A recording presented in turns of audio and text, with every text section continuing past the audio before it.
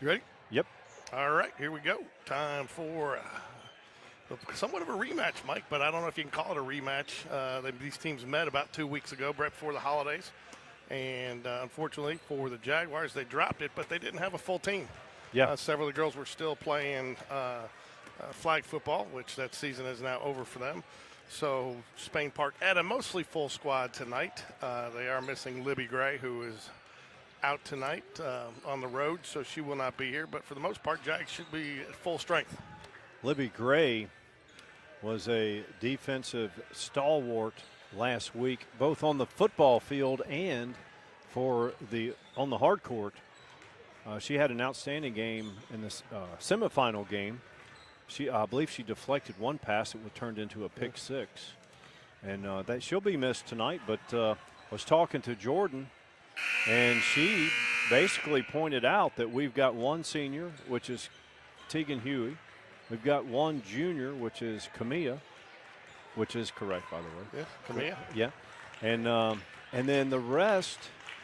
Oh no, then we got one sophomore, which is that Abby. Abby's the sophomore. And then every other player on the team is 8th or 9th grade. Yes, I know.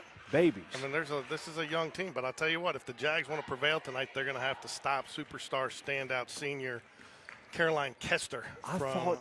She was just a junior. I thought she was Jordan's age. No. Jordan, her played together when they were on a combined AAU? 10, 11th grade team, and they played together. So Jordan knows her, and so there was that little rivalry going when they played against each other, which was fun. But, and the one thing, Coach Hatter, they were out-rebounded, I believe, 19-2 in the game one. So Coach Hatter has elected to go with a man defense tonight to see if he can't cut the number of rebounds that they're getting.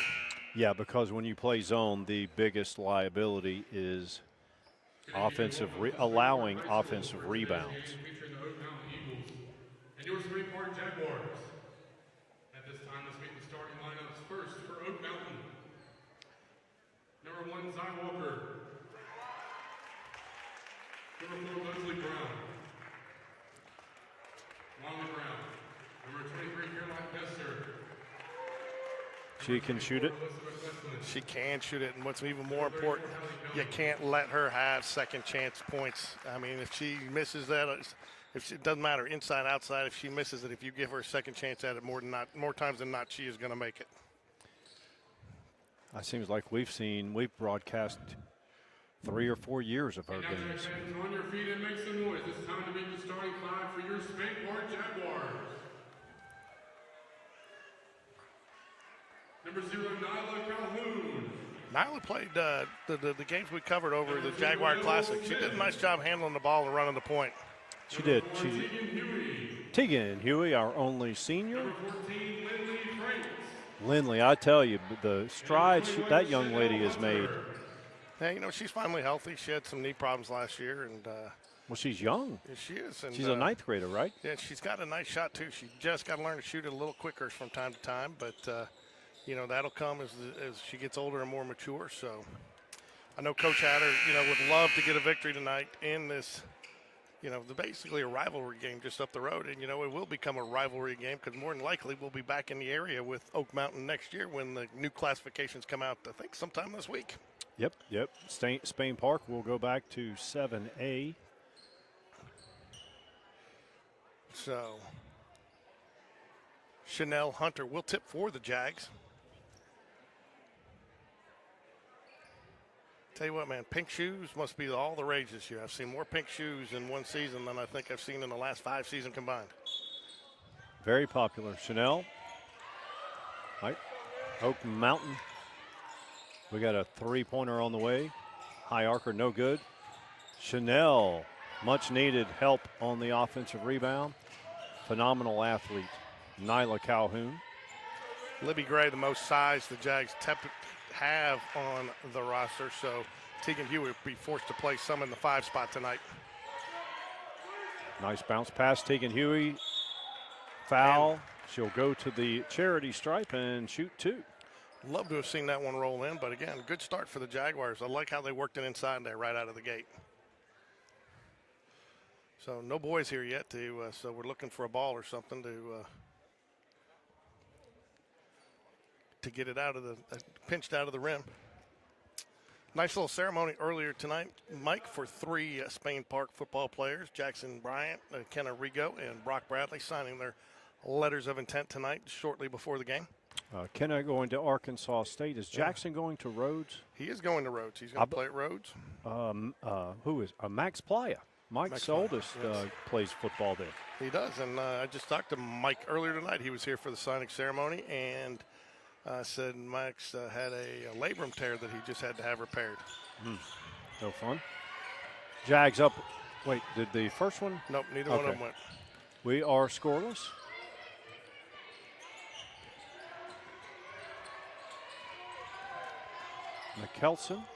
McKesslin rather, was number 24. Here's number 4, Marley Brown. This is who you have to stop right here. I tell you, I wouldn't be surprised too. I'm sure Oak Mountain at Spain Park does not typically run a lot of man-to-man, so I'm surprised. I'm sure Oak Mountain was probably not totally prepared to see that. Yep, that's a good mix-up, and the boys run almost exclusively man, and occasional 3-2. The girls, like you say, are mainly zone. Oak Mountain full court. Somebody's got to set a screen. 5, that's going to be very close. Got numbers. Tegan Huey driving. Contact, no foul. Number 1, Walker. Zaire Walker with a rebound, turns it over. Chanel Hunter's so quick, Mike. Oh, yeah. Fantastic athlete. Only a freshman. Oak Mountain has some young, fantastic athletes as well. Ooh, thought there was a little contact there. Could have called a foul, but the official didn't see it that way. Good look ahead to Caroline Kessler. Was that number 34, Kelly, that made that pass? I believe she is a freshman, 9th grader. Nice awareness to look ahead. And Oak Mountain leads 2-0. Jags some early opportunities. Mike just unable to convert here. Hate to see her pick up her dribble there, but gets out of it. Elle Smith, the 8th grader, number 2. Nyla drives. They'll stay here. When did the Jags get 2? Oh, there we go. There, we're fixing the score. I thought. Maybe her first one did go in. Yeah. We don't want to short Tegan. Nope, they took both of them off the board. Well, uh-oh. Good job. Another jump ball situation. That right there is just a function. That's where the 8th grade comes in a little bit. Just not quite the development and the strength there to rip that ball out of there. Right. What she's going to have in a year. Yeah, you're talking 14-year-old versus 18-year-old in many cases. Walker has it. Drive to the elbow, dish. Drive baseline, good move. No, did not finish the play. Nyla, bounce pass to Lindley. I like the way they're attacking the basket, Mike. They just need to finish. Oak Mountain has good size and they know how to defend.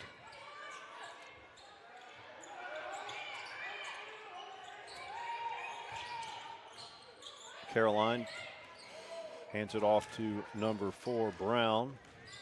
Here's number 34, Kelly, 9th grader. Doesn't act or play like a 9th grader. Very patient.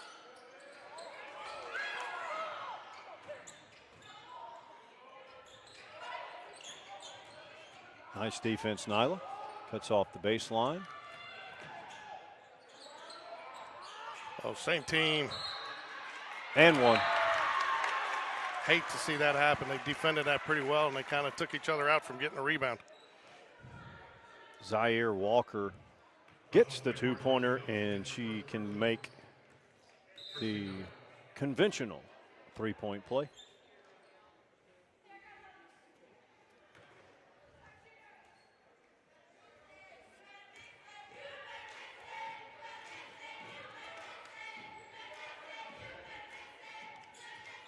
Long. She hits her own rebound. That was the Achilles heel for the Jaguars in the first matchup, is rebounding. You said it was a 19-2 deficit. Foul's going to go against Tegan Huey there. I didn't see the push, but he got on it pretty quick there. So Almost halfway through the first quarter, Eagles 4, Spain Park nothing. Chanel, good pressure on the ball. Same with Abby. Nice drop step, good move. Tegan outsized there. Eagles will go full court press, up 6-0. Nyla has it, takes it up the sideline. She's got space. Drives. Does not go. Jump ball again.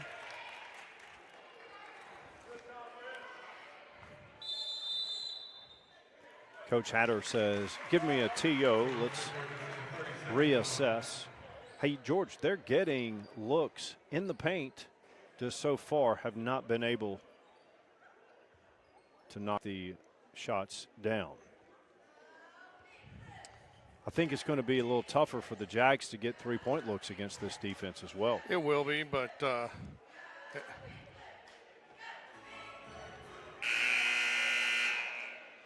think they're trying to open some of those three-point looks, though, by attacking the hoop early.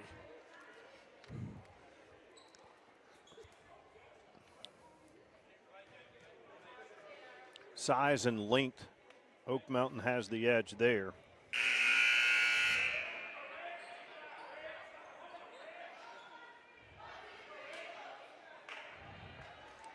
Might take a minute for Jags to get the football players fully meshed into the rotation.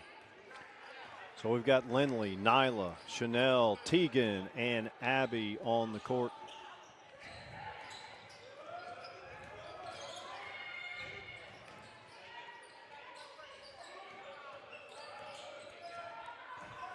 Tegan has a tough ask down there. Oak Mountain sees the mismatch. They're trying to isolate it. Good move. Ooh, nice block. Abby Watley, she's no stranger to scrapping in the lane. Jaguars will get the ball on the out of bounds.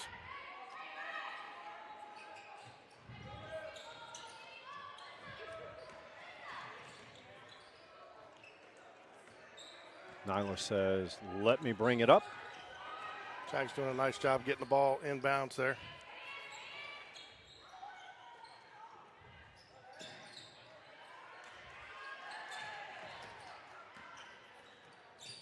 Lindley on the right wing, surveys the court, has Nyla clear out. Lindley spins, drives, shot goes up, no good.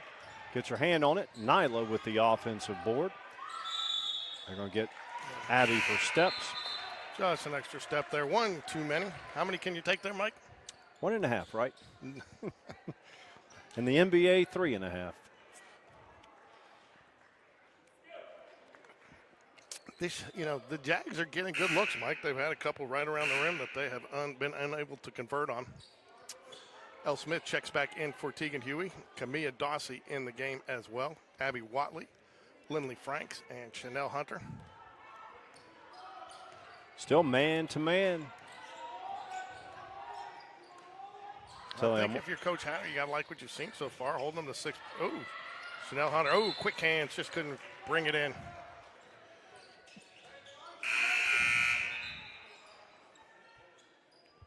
I'm impressed with, we talk about the Jags don't go man a lot, but they're off the ball and they're one pass away, two pass away. Man-to-man defense looks pretty solid right now. Nyla Cook checks in for the Eagles.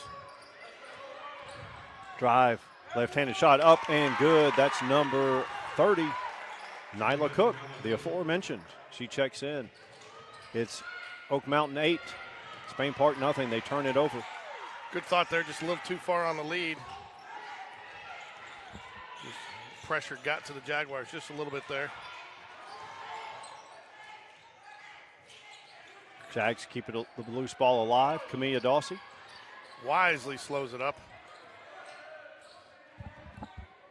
inside of 2 minutes in the first quarter.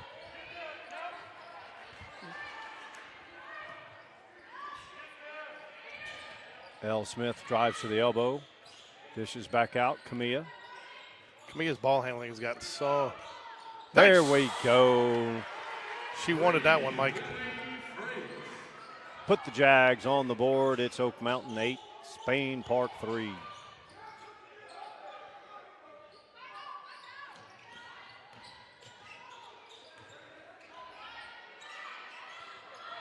Good news and bad news, George. Good news is that they haven't let Caroline get going. Bad news is they're still down 8-3 because Oak Mountain has solid options at other positions. They do, and what happened there? Kirby Smart. I believe so. Looked like he thought she was calling for a timeout. And she was on it pretty quick, though, so they're going to go ahead and, I guess, just get the inbounds over here. Tell you, Coach Hatter was had mentioned, too. We talked about the game time because we have that ceremony tonight recognizing Sarah Ashlee Barker, longtime Spain Park standout, collegiate athlete at Georgia and Alabama, and now with the WNBA Los Angeles Sparks. But he said the games have been going quick. They haven't fouled a lot this year. Yeah.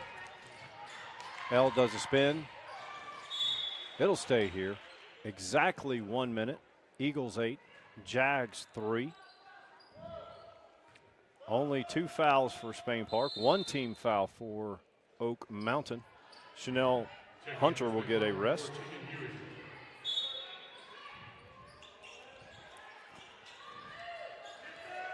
Camilla Lindley, high archer.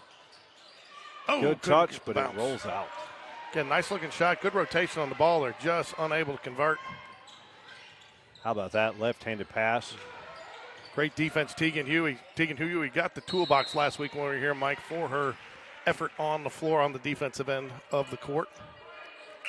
You know, we've seen Tegan guard 1 through 5 over the years out of necessity. And tonight, so far she's had to guard 3 players, by my count, that are bigger and stronger. Abby Watley inbounded here for the Jaguars. Abby plays flag, golf, tennis, and basketball. She needs to keep busy. Yeah. Made the decision to pass it. It wasn't there and has no choice but to drag that pivot foot. A couple of unforced errors. Some have been forced by the Eagles defense. I tell you, if I'm Coach Hatter, though, right now, Mike, I like what I'm seeing out of this man defense that they're running. That even though they don't run it much, they've run it well. You know what? And they might run it more, even though Caroline for 3, high archer off the iron. Abby Watley taken away. It'll stay here. You know, Caroline Kester's a great player, but she does need to seem to find a rhythm. If you can keep her out of that rhythm, and the longer you can. But again, we saw last year when the Jags beat the Eagles, she was cold the first half and shooting lightning from a bottle in the second half. Yes, and that's the case with any tremendous player, you know, elite player. Sometimes even, that's the end of one. Great Eagles rebound there by Elle Smith. Went up high, got it. Could have gotten drawn a foul call there. Looked like she got pushed. I think if she had drugged that foot, they might have called it, but they let it go, and that ends the first quarter. She does not look like an 8th grader. No, she does not. So crowd starting to pick up a little bit here. Should be nice for our halftime, or not halftime, but between game presentation ceremony. It's going to be between games? Between games. Good. Yeah, we'll do it right after between the boys and the girls game. That way, one of the Lady Jaguars to be able to participate, you know, since we're recognizing one of their own tonight.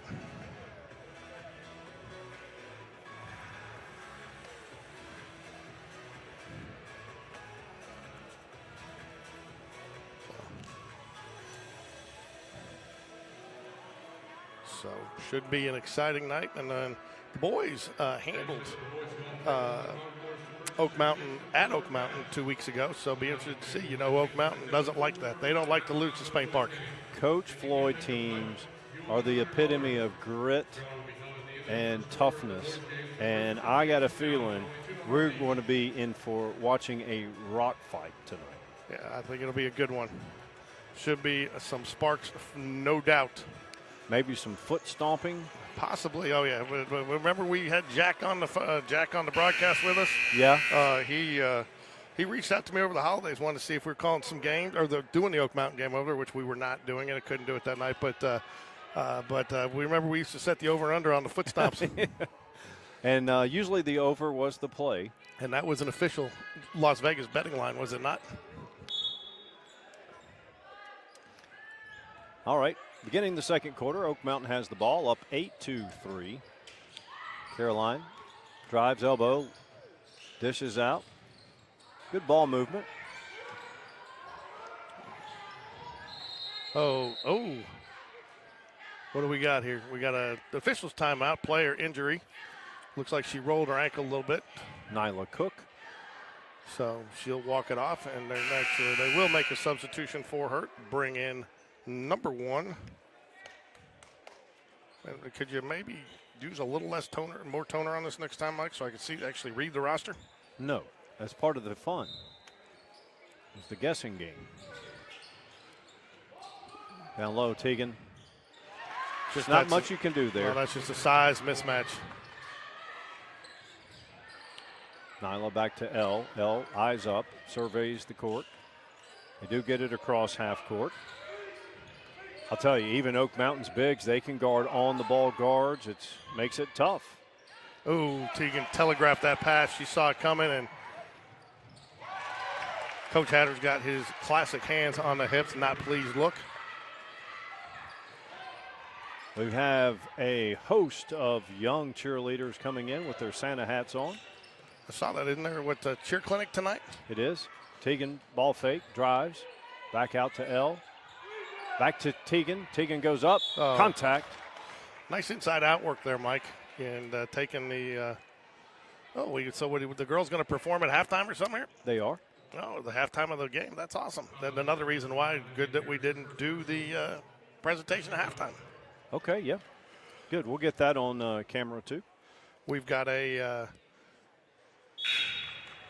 tell you what, the Jags have had opportunities, Mike. This game should be closer. They're just not getting the buckets to fall. Free throws were missing. We've missed a couple of short ones in the paint. Contested nonetheless, but Jags should have 7-8 points. 2 missed free throws again at the line, Teagan Huey. But Elle Smith gets in there. She's not afraid of anybody, Mike. Nope, that a girl. Will get the ball over on the alternating possession jump ball. Tell you what, too, it's not often you see an 8th grader bringing the ball up with that kind of confidence. No. And 2-3 years ago, it was a chore for anyone on Spain Park to get the ball across without a turnover. Bing, bang, there we go. 3-pointer, Elle Smith. It is a 6-point deficit just like that. Do you see that smile, George? Chanel Hunter did a nice job reading that pass, stepping in front, cutting it off, and giving the Jags an opportunity for some fast break points here.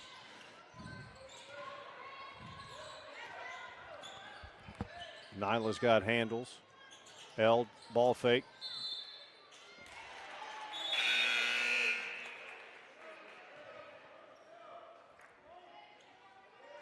.6:18 remaining, second quarter.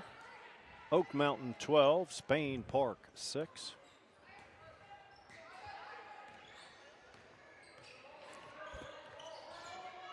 Let's see. No, they're still man-to-man.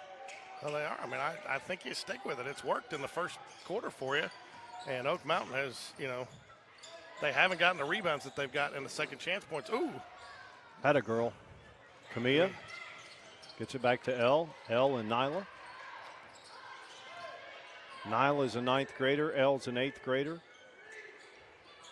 Camilla's the only junior on the team. Teagan the only senior. Thought about passing it. Wisely pulls it back. Yeah, that's one of the things, too. Oh, no. Oh, that was off the foot, was it not? How does that ball roll like that when it doesn't go off somebody's foot, Mike? Magic, I suppose. That a girl. Chanel Hunter. 4-point game. Jags have scored 5 unanswered. It was 12-3. Now it's a 4-point deficit. Coming up on 5 minutes to go in the second quarter. In for the Eagles, number 22, Lind.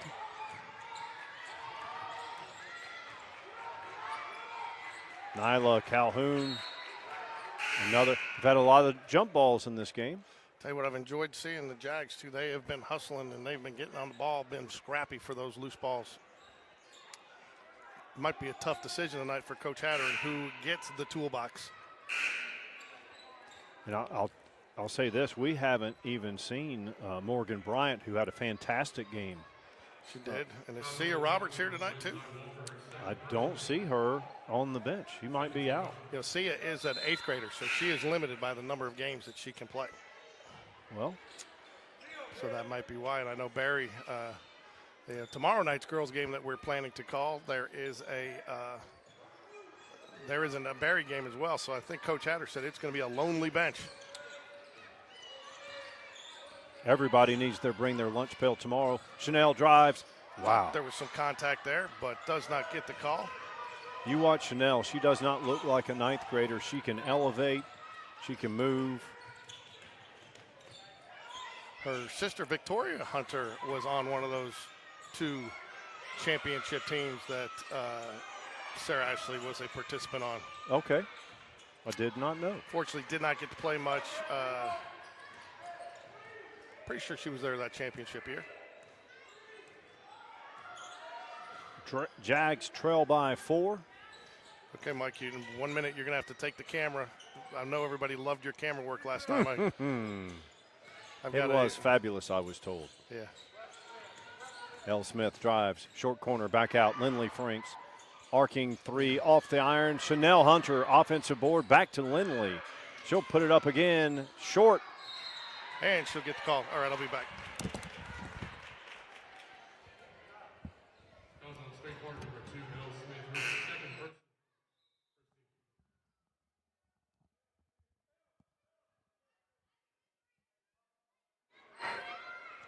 I will try my best to get remember to move the camera and speak.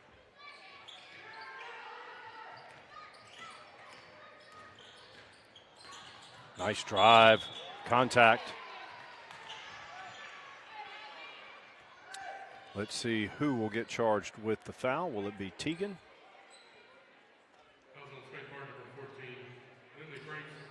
They'll get Lindley with it. Each team with 2 team fouls. Oak Mountain 12, Spain Park 8. 3:31 remaining. First free throw, short. Both teams failing to take advantage of the charity stripe to this point. She does knock down the second free throw. Lead is now 5. Eagles will go full court pressure.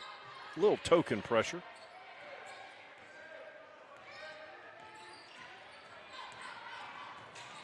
Nyla, Abby. Caroline Kester takes it away, drives. Long. Little bit of hand in the back. They did not call it. Let it go. Eagles 13, Jags 8, 3-pointer on the way. Nope. Nyla Calhoun in the land of trees says, gimme. I'll take the board. Teagan, she's on the block. Nyla says, let's reset. Inside of 3 to play. Eagles up 5, 13-8. Jags have the weave going out top. Drive, deflected. Nyla. Nice defense, Nyla Calhoun.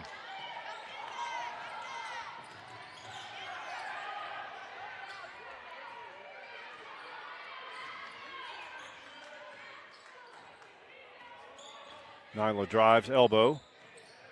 Abby. She'll bring it around. Gets it taken away. Quick hands by the Eagles.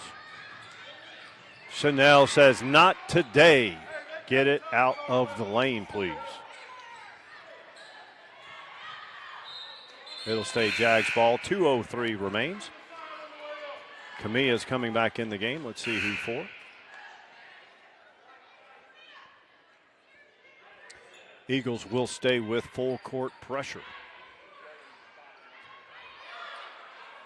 Lindley Franks to inbound. She cannot run the baseline. Teagan has it. Chanel drives it. Tries to score it off the back iron. No good. Good thought. Good execution. Shot did not fall. 1:44 remaining, second quarter. Eagles up 5.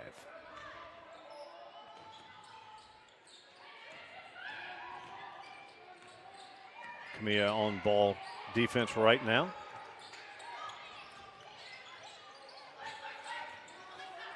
Very patient on the offensive end for the Eagles. Nice dump down, but Chanel takes it away, gets it to Nyla. Wow, a lot of both teams are able to use some play physical. As long as it's both ways, it's fair and equitable. I'm going to call a push here. 1:09 remaining. Eagles lead by 5 points.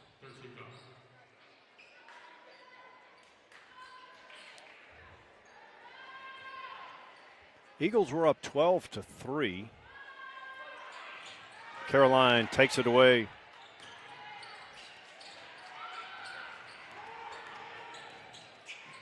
Oak Mountain has quick hands.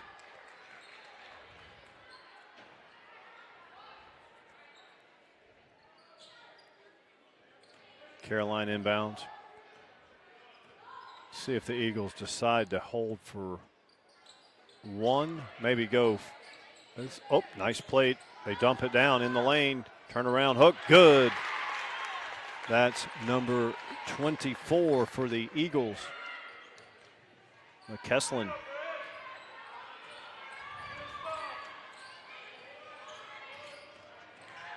Chanel drives it, dishes. Long three, nope. Trap. Lindley takes it, scores it. 15-10, just like that. We're back to a 5-point game. 17 seconds remain. Eagles want to get a good look at the basket. We're inside of 10. Caroline has a mismatch. They get it down there. She scores it. That's going to be the end of the first half. Oak Mountain 17, Spain Park 10.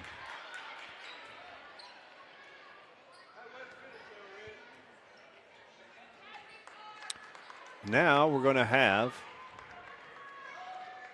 youth cheerleaders coming out on the court, and we will put them on center stage. They may not know that they are on national and global television on GameDay Sports Radio, but they will be.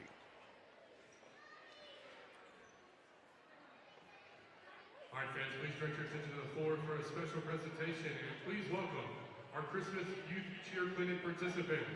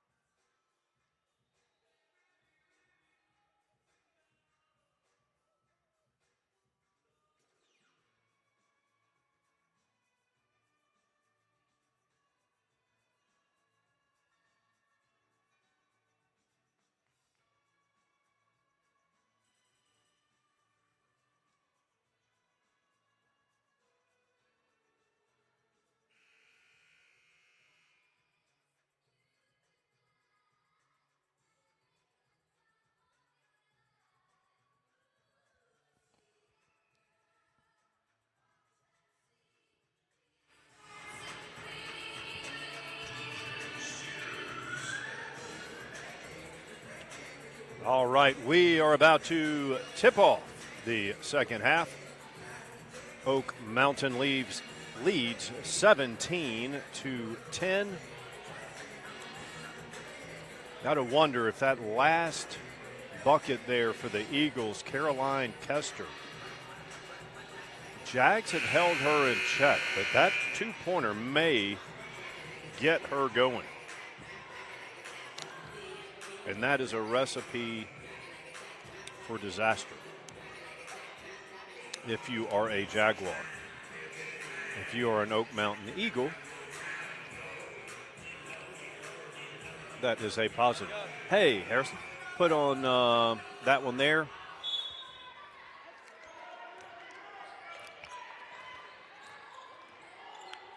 Second half is underway. Harrison, can you hear me? I can. All right, we've got Harrison Stewart, senior guard from Spain Park. Glad to be on here. It's my first time. All right, glad to have you. We miss seeing you on the court. What are we looking at here? So right now I'm struggling with the ankle problem I've been working with. It actually happened the day before our first game. I ended up have a small fracture on my left side and a grade 3 sprain on the right side. Yeah, those are tough. When I was playing, they would get so bad it wouldn't have a break, but they were so bad that I had to wear casts just so I wouldn't go mess it up again. And nice move, Elle Smith. How about that, Harrison, for an 8th grader? And she's been balling all year. And she's a fun player to watch for sure.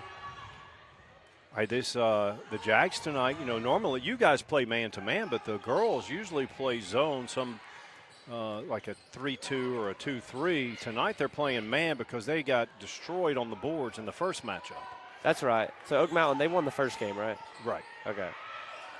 And I think they got out-rebounded 19-2 during a stretch or something. And yeah, we know that zone, your liability is getting crushed on the boards. Exactly.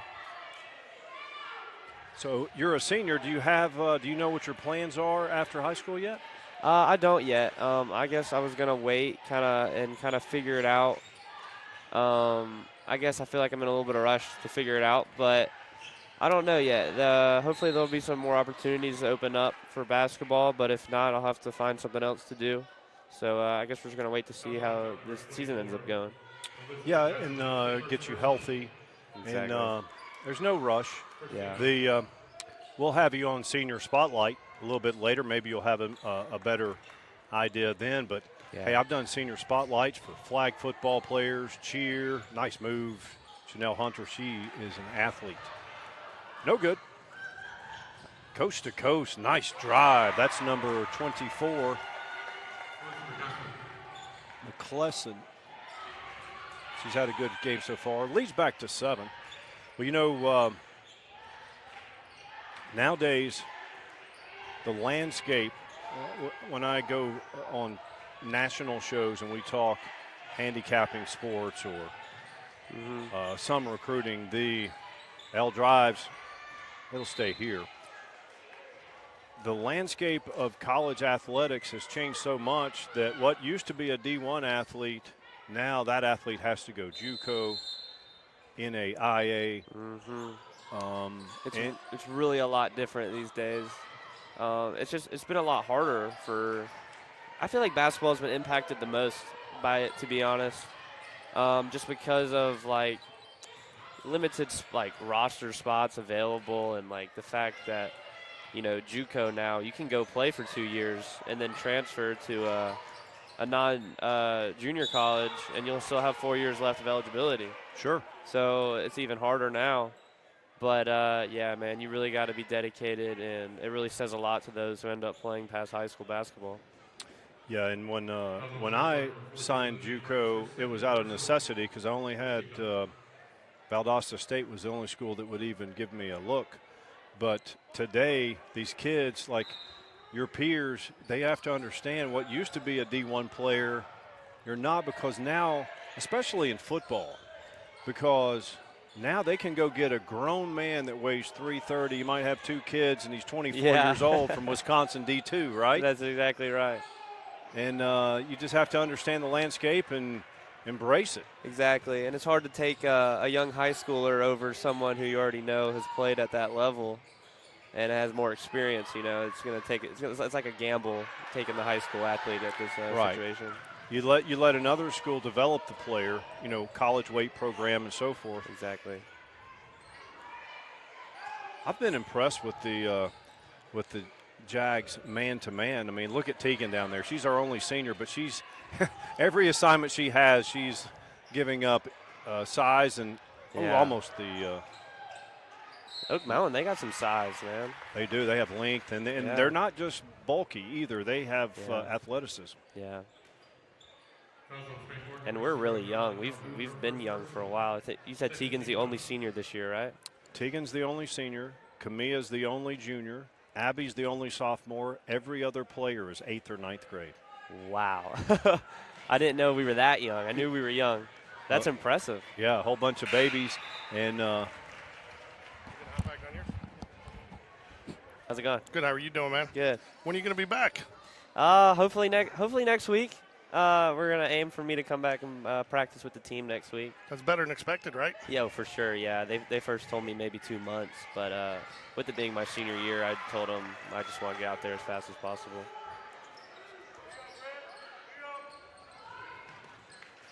Harrison's done a good job of doing breakdown of this. Nice move, Abby Watley.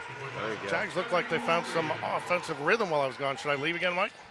No, I don't. We're not going to find any correlation there. Abby Watley again. Harrison. She plays flag football, golf, tennis. She does it all? Yeah, pretty much. I guess if they have a billiards team, she's on that too. Jags have done a nice job tonight taking Caroline Kester out of her rhythm. She did score the last final bucket, and I was like, oh, got called for the travel. Oh man. I like the dish out there though. Yeah. So do you find yourself in a coaching role right now, sitting on the bench? Yeah, a lot of yelling out plays and stuff.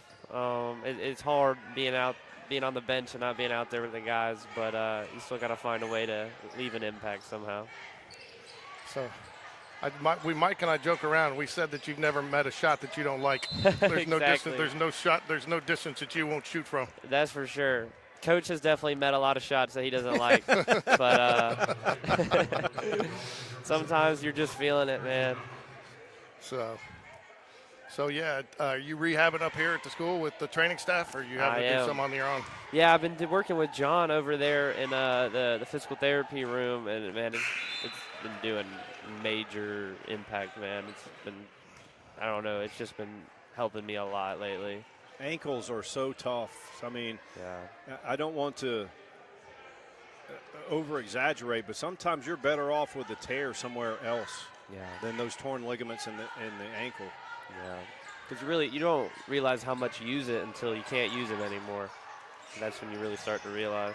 And it affects everything. Even like you can catch and shoot. You can shoot off the dribble. Yeah. But your legs, you need your feet and your legs. Mm-hmm. And it's Janelle drives it. It's been difficult for sure. So Mike and I were talking a couple games we've covered this year. There's definite level of confidence from year 1 to year 2 in the Coach Black system. What do you attribute that to?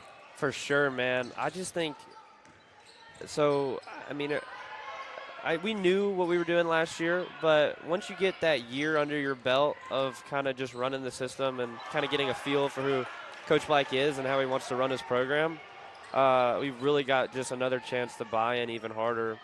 And, man, our senior class this year is really dedicated. We wanted to do big things last year, and we knew that we fell short of that. So, this is our last chance to try to do something like that. And so we've been bought in, and we've been doing everything we can to make this season memorable. The other thing I think that he's done, and you've seen other coaches do it, Coach Chase used to do it when he was here, is he plays that tough schedule. Oh, yeah. Really prepares you guys. But again, sure. I mean, was that a little bit of a, and I talked to Coach Black a little bit, so if you agree, it's not, you ain't going to say anything he didn't, but he kind of wondered at the time, are you hindering your development a little bit as you're trying to learn in that? And one. Yeah, no, definitely. It's definitely, when the schedule came out, we were like, oh, wow, okay, this is going to be tough. You know, especially like the first 3 games. You know, we played at Central Phoenix, they've been a Final Four teams like year after year, and then we go straight to Mountain Brook, and then I think it was maybe Pinson Valley.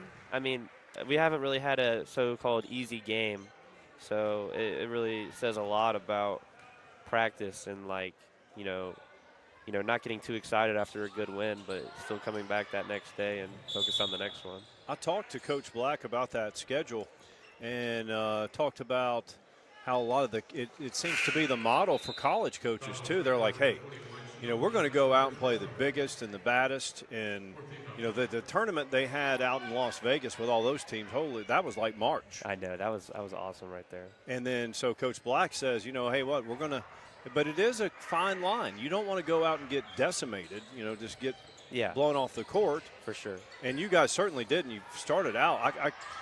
That was like steps, but that Central Phoenix went, they'll be moving screen. But no, that's a good test. Now you're going to have, I guess, region play. I always get that mixed up. What is it, region or area? It's area and it's region only in football, area and everything else. It's confusing. So Coach Black seems like we don't get we haven't had an opportunity to get a lot of players on. He's a big analytics guy, and he wants those at rim twos or the threes, right? He's all about the percentages. Yeah, he's all about the drive and kick threes and just like efficient field goal percentages and stuff like that. But it says a lot about things, you know. Like last year, he wouldn't look at players' three-point percentage as much. He would look at their free throw percentage to figure out if they were a good shooter or not. Because, you know, like my three-point percentage wasn't as great last year as I wanted it to be, but, you know, I still feel like I was an okay shooter. So we would just look at the whole stat sheet kind of to figure out our game plan. I had some talks with Coach Black and about each player. Abby Watley, rainbow down and out. Those are heartbreakers for you three-point shooters, aren't they? Oh, yeah. We've had a lot of unfortunate ones so far tonight. I'm going to paraphrase, but Coach Black said, Harrison, I told him when his percentage is outstanding when he doesn't shoot from the volleyball line. Yeah, I've heard that about 10 times, man. It's true, though. I don't even realize half the time that I'm shooting a little bit deep. That's kind of a problem I've been trying to fix heading into this season. Well, you know, sometimes when the defense extends out, I mean, if you have the strength and the range, it's especially now you've got size. You've got Sam, who's grown to be almost maybe 6'5". You've got Tommy at 6'7". Josh, what an addition that kid's been, right? Yeah, really. So now you have those guys crashing the boards. It's going to help when you come in and shoot from deep. 1,000%, yeah. That's when Tommy's not oversleeping, right? Yeah, that happened once. And he came out fired up. Yeah, Coach Black's been good about kind of briefing us pregame what we can see and what to expect and kind of not rotation, but starters and stuff, so we kind of know. Well, that really fueled him that night. He played well that night. It did. Maybe we should oversleep some more, maybe. I talked to him after the game. I told him I thought he handled it really well. You know, there's different ways that can go and, you know, take accountability and responsibility. And that's one of the things that not sure you would have seen, not out of him, but anybody last year. There's just a lot. I think it's a different culture this year. Yeah, 1,000%. So tonight, Coach Black said Nash is sick, so he'll be out. So that's going to I think he has the flu or something. I think Quinn was telling me that. Yeah, we're in that cold and flu season, so. Seriously, man. So have you been able to shoot yet? Have you been able to take any shots? Have you been able to elevate at all? Or? Yeah, so I've been staying after practice, kind of just trying to get a feel of where I'm at and see how soon I can come back.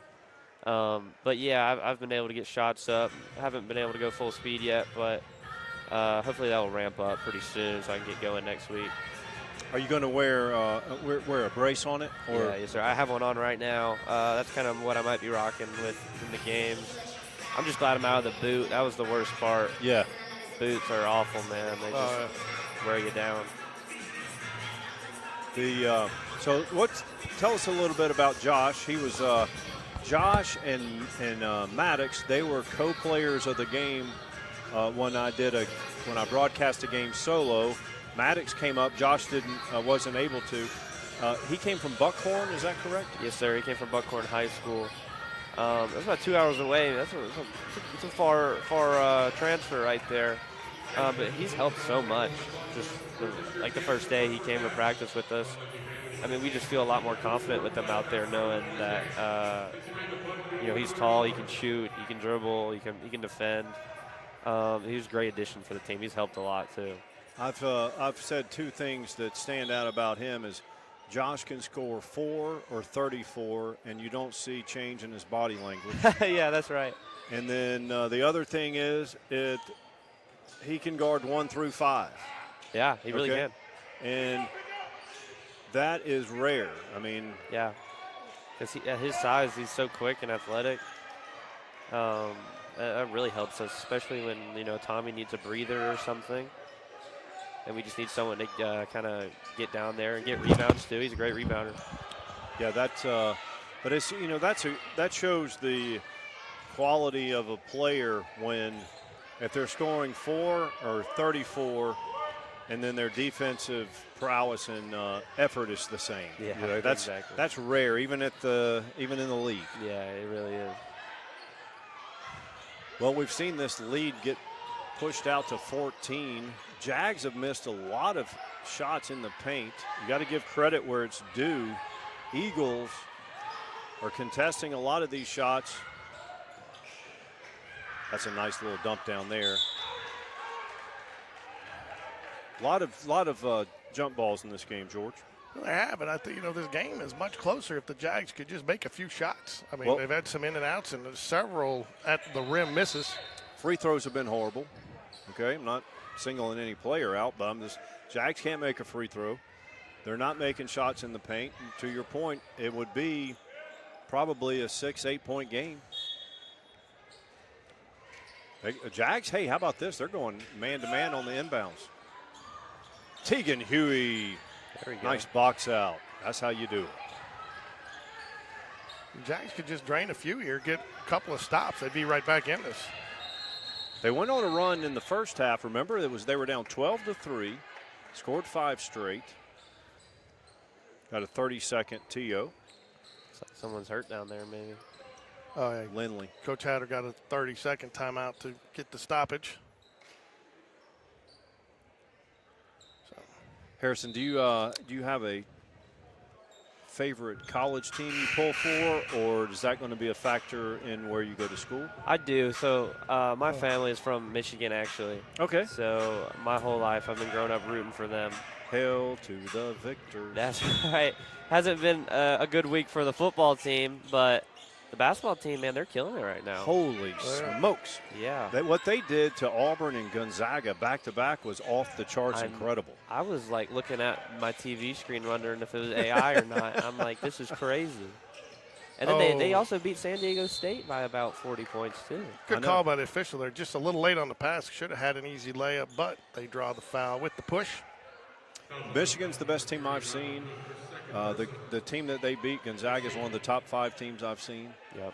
And when they ran through Auburn and Gonzaga like that, everyone took notice. Yeah, but they're still not number one. I don't think. I think they got in and out.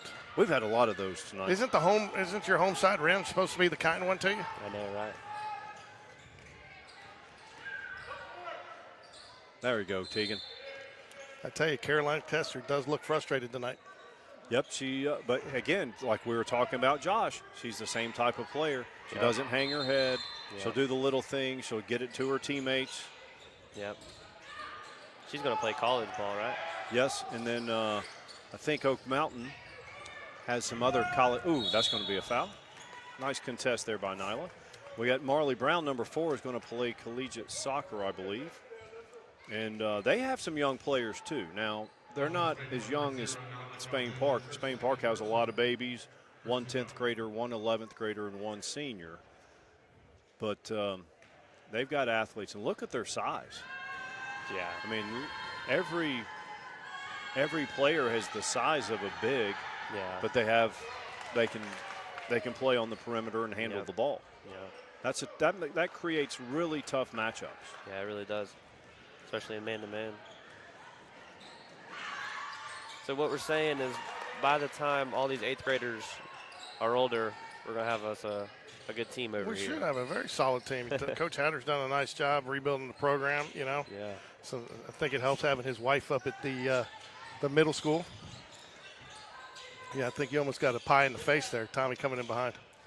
So who's the prankster in the locker room? The prankster?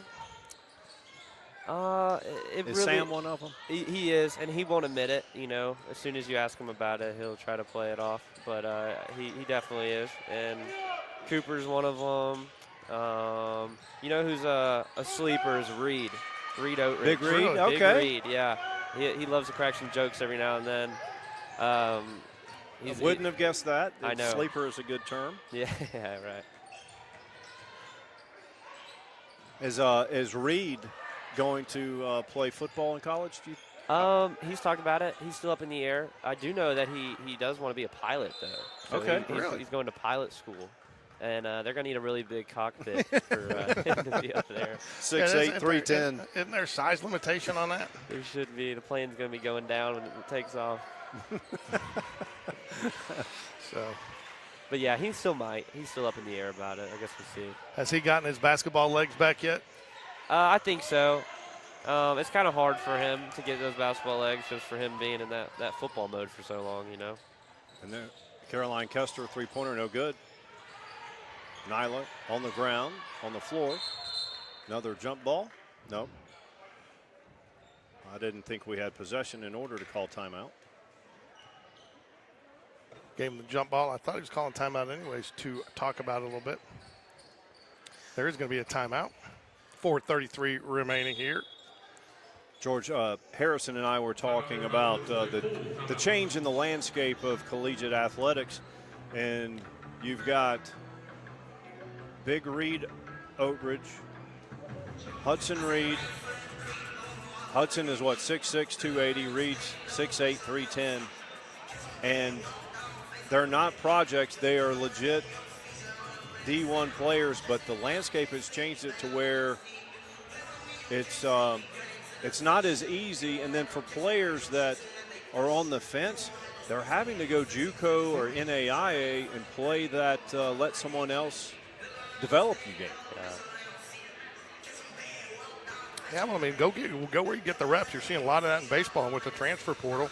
Yeah. You know, you go out there, you sign a scholarship as a freshman, and you get a couple of guys that transfer in ahead of you. You know, and you're not getting the reps, and then you're still delayed a couple of years. I mean, the Julian Sayans of the world are rare. Yeah. You know. Yeah, for sure.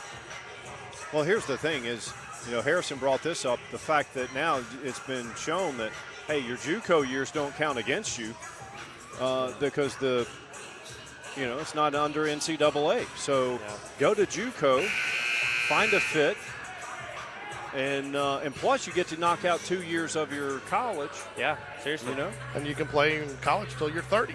You also get a feel of that lifestyle and kind of see how you like it or not, you know. I think they're about to do their pregame speech, so I'm going to head over there. Harrison, thanks for joining us. Appreciate it. Thank you very Pleasure. much. Thank you. Thanks, man. Yes, Good sir. luck to you. Get healthy. We need you. Yes, sir. Thank you. Nope. That one? I'm on 3. Okay. That's usually me, right? Yeah. 32-16, that was Harrison Stewart, one of the 8 seniors here on the Jags boys team.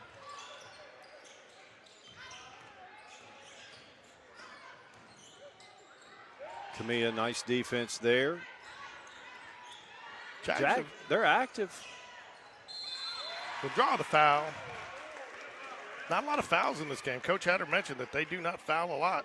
And they're playing man. So, and I'll say this, the referees have let both teams play physical, which is fair. But at the same time, the team that's bigger and stronger and more length will benefit from that. Oak Mountain has a lot of, like I was telling Harrison, that sometimes it looks like they have 4 or 5 bigs on the court.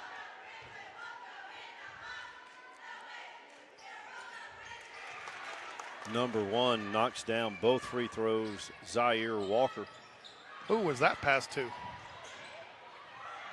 Left-handed shot. Nice move. Does not go. Oh, over the back. Nice block out by L. Smith there.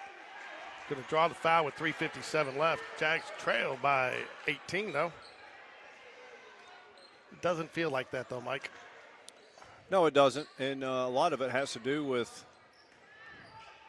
it. They got some decent three-point looks. A lot of them went down and, rattled in and out.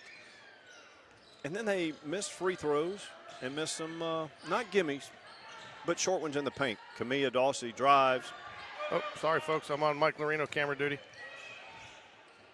I'll never live that down. No, I used to be a dad. I used to have dad moments on the camera.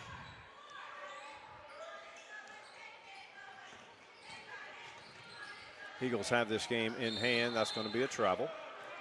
18-point lead. Oak Mountain 34, Spain Park 16. 3:28 remaining in the fourth.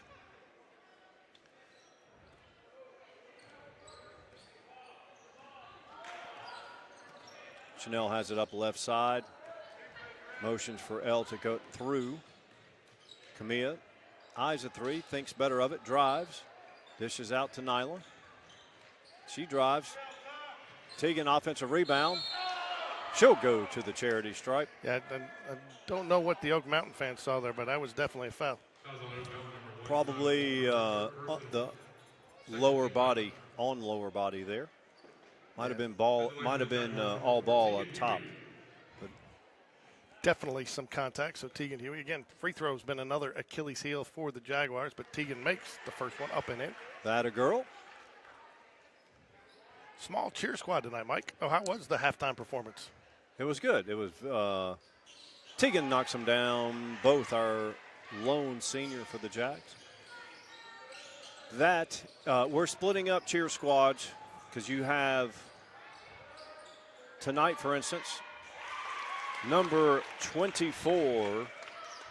Hold on a sec. McKesson scores it for the Eagles.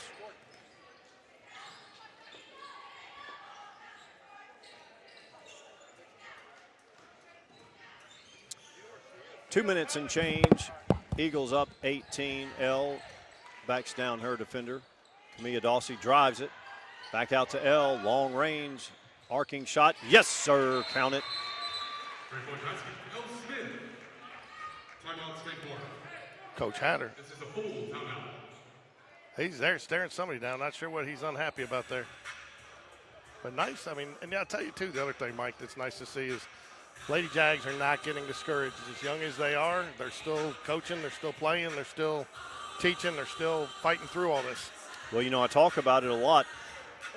Football and baseball coaches will often come and watch an athlete play basketball because you can learn so much, whether that player is on the bench, in the game, what kind of teammate they are, body language. And I know my kids and your kids are rolling their eyes somewhere because we always try to stress, hey, you have to have if you show body language that's defeatist, your opponents are going to feed off of that. Right.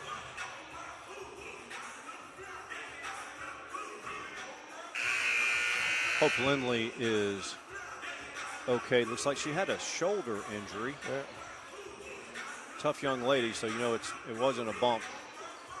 So do you think Coach Hatter used that time out there to set up the press? You know what? This is situational coaching right here. I like it. You're down 15 with 2:29. Are you going to come back and win the game? No. But you use these situations for when you're down 8 or 6 later in the season. Eagles have a lot of experience and solid ball handlers. They are built for this situation.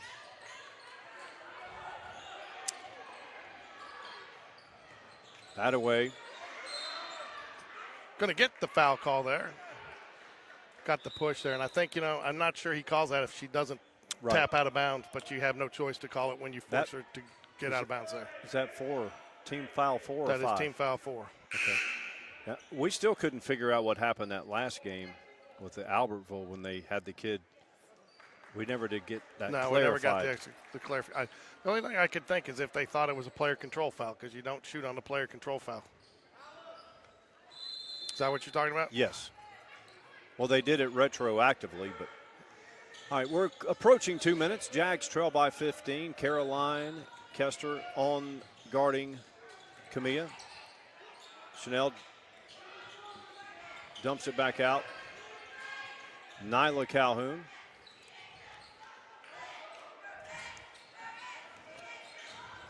Still being patient, looking for a good look. Camilla picks up her dribble. Chanel going to get called for steps. Yeah. I think that's just there, still getting the rhythm and the feel back from coming off of flag football. Yep, not Lady Jags, but the Spain Park Jags flag football team made it to the Final Four for the second consecutive year. Lost by 1 point at Vestavia, heartbreaker. I'll tell you what, too, did you see that, Mike? Too? Not only did they lose by 1 point, but Vestavia got called for offensive pass interference and had to go for that game-winning point. Had to go for that game-winning point from the 20-yard line and still converted. Yeah, that was a tough one. Vestavia is very good. I don't like their chances, or Alabama or Auburn's chances for that matter, against Central Phoenix City. No, they're a buzzsaw, man. I think their combined score is like 142 to 6. It's more than that. I don't think they scored less than 50. So I was speaking just of the postseason. Oh. It was like 53 to nothing, 56 to nothing, and then one team scored 7 maybe. Jags did put up 7 on them in the. Hey. You about to head down for the presentation? Wait a minute. Because this game's going ahead of schedule, so when I leave, I'm going to leave this microphone up here like this to pick up the sound. Okay. So it'll be on. So oh, you're not going to take it with you? You'll be on Will's? Oh, well, yeah, I'll be on Will's down there. Okay. So, but with this, we should be able to pick up enough ambient. Okay. Okay. So just be respectful about what you say up here. I will. For the first time. 14-point deficit, minute 30. Is that the gain for the that one, yeah. Okay. Do you want me to turn that? Where is it right now? You want me to turn that? Yeah, turn it up pretty much as it'll go. You know. All right, minute 30 left here. Jags trail by 14? I mean, they've cut into the lead here. Yep. I like the timeout call there by Coach Hatter. I was still coaching. Abby Watley. Ooh, gets on. They got numbers, 3 on 2. Ooh, that's going to be in steps. We've seen a lot of jump balls, a lot of travels. So both teams are still making some unforced errors. And actually both teams' defense is causing some of these errors as well. Number 24, Morgan Bryant. She's in the game. One of the young Lady Jags. Yeah, ninth grader. I know you like to win games, but do you think as a coach, when you have this much raw talent and you get to do just so much coaching, you think you just love it? Yes. I mean, and then having the girls, nice spin. Chanel goes up, gets her own rebound, goes up and count it. I think we're going to see a lot more of that in the games to come. She will be a force to be reckoned with. She's got some, you've got Lindley Franks. You know, we haven't seen Tegan. Tegan's really been having to go down and guard 4s and 5s, and she's not shooting a lot of 3s. I mean, she's having to do yeoman's work on the defensive end. George, we got an 11-point game. And a turnover to the Jaguars, 53 seconds left. And you said they couldn't come back. I said they would not win down 18 with. Okay. I didn't hope it. I didn't want to manifest it. I like what I'm seeing. I was could have got called for a double dribble there, but good no call by the officials. Ooh. Defense. Chanel stays with it. And we'll get called for the foul with 35.3 seconds left. She's going to the line to shoot 2. Get it to single digits. Stranger things have happened. Remember, the Soviet Union beat the United States in, what was it, the 72 Olympics, when the referees added time and made up rules? They did. After they had 3 shots at it? In 1.8 seconds? I don't know what it is about Spain Park basketball, ladies basketball, Mike. We have never shot free throws well. And you know there's no excuse for that. None. These girls are too good of players. Yep. That a girl. 10-point lead. Amp up the pressure, young ladies. Oh, okay. Very smart. Timeout. Very smart. That's a sign of a veteran player. Yeah, it seems like we've broadcast her as a varsity player for 4 or 5 years. Caroline? Yeah, we have. Yeah, so you see the Spain Park cheerleaders, they're divided up into different divisions now, because you've got tonight alone you've had freshmen and JV in the practice gym, boys and girls here. If you make the putt, you will win $100. The drawing will be held at the end of the first quarter of the boys game, so go purchase your chances now for only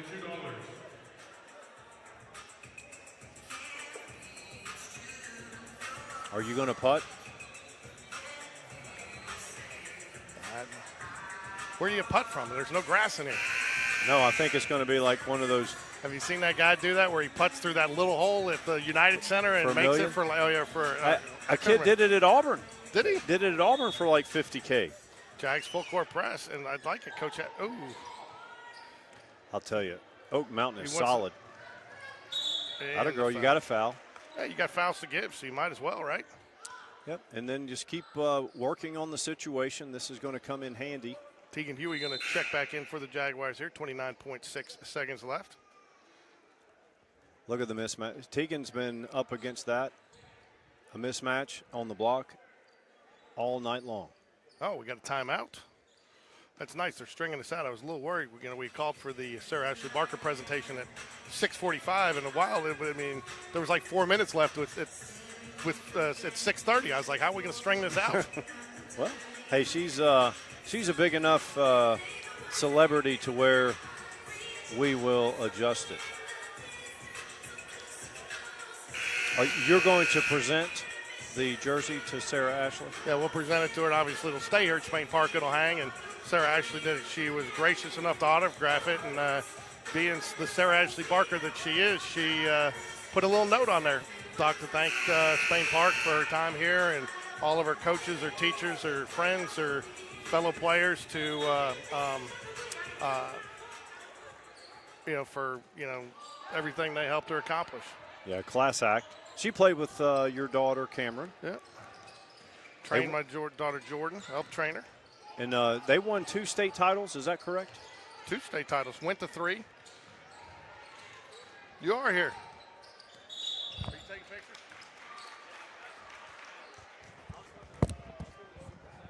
That was a swing for 21. Sheila Hunter, her second personal. 11 seconds remaining. Jags still playing to the final buzzer. No fouls. And that will do it. Mike, I'm going to go down. I'll get this set up for you at the half court here. We're going to leave the camera as is, right? Okay. This is the goalkeeper, final score, 36. Spain Park 26.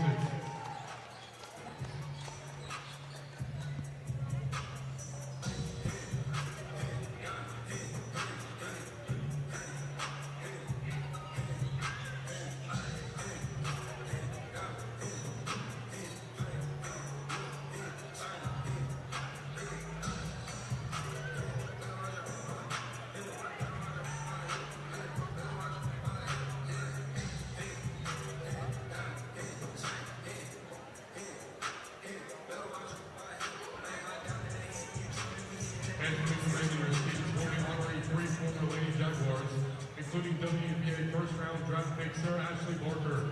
Don't miss this special presentation at center court.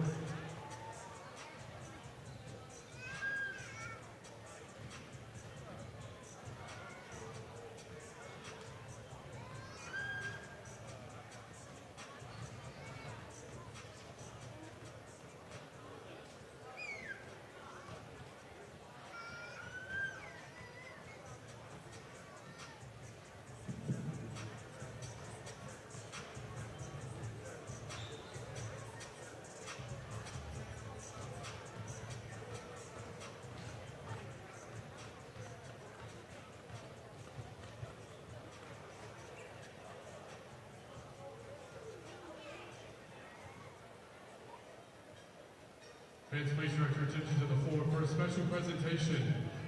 Please join me in welcoming back 3 former Lady Jaguar players as they make their way to center court for tonight's presentation. Jordan Corey, class of 2024-25 Lady Jaguar team captain. And Campbell Busby, 2024-25 recipient of the Lady Jaguar Leadership and Commitment to Excellence Award. And please welcome back Sarah Ashlee Barker.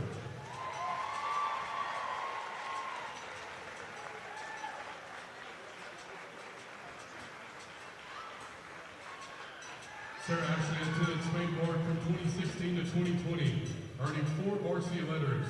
She led the Lady Jaguars to 3 Class 7A state championship game appearances, 2 Class 7A state championships. She was a 2-time Women's Class 7A Player of the Year, 2020 Alabama Miss Basketball, State Board all-time leading scorer, and the only Jaguar in the 2,000-point club.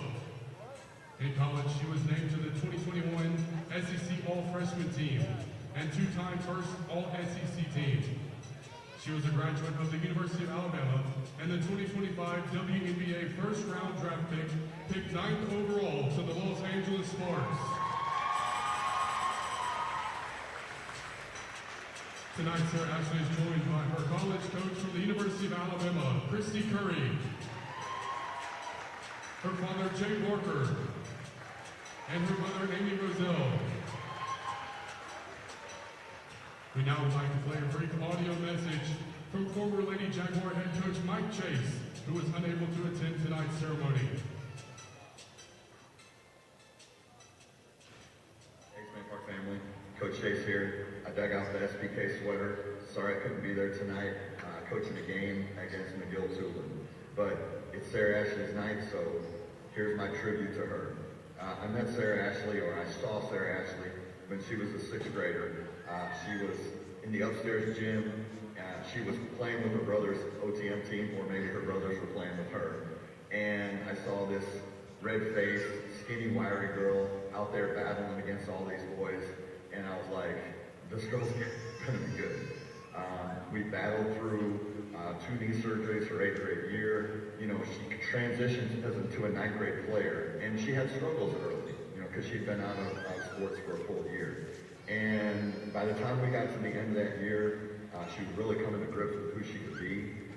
And then, you know, she hits the 3 to put us in overtime, you know, her freshman year. And we go to overtime and lose to Hoover. Fast forward to 2018, great year, win the state championship with her. 2019, the heartbreak that we lose to Hewitt-Trussville.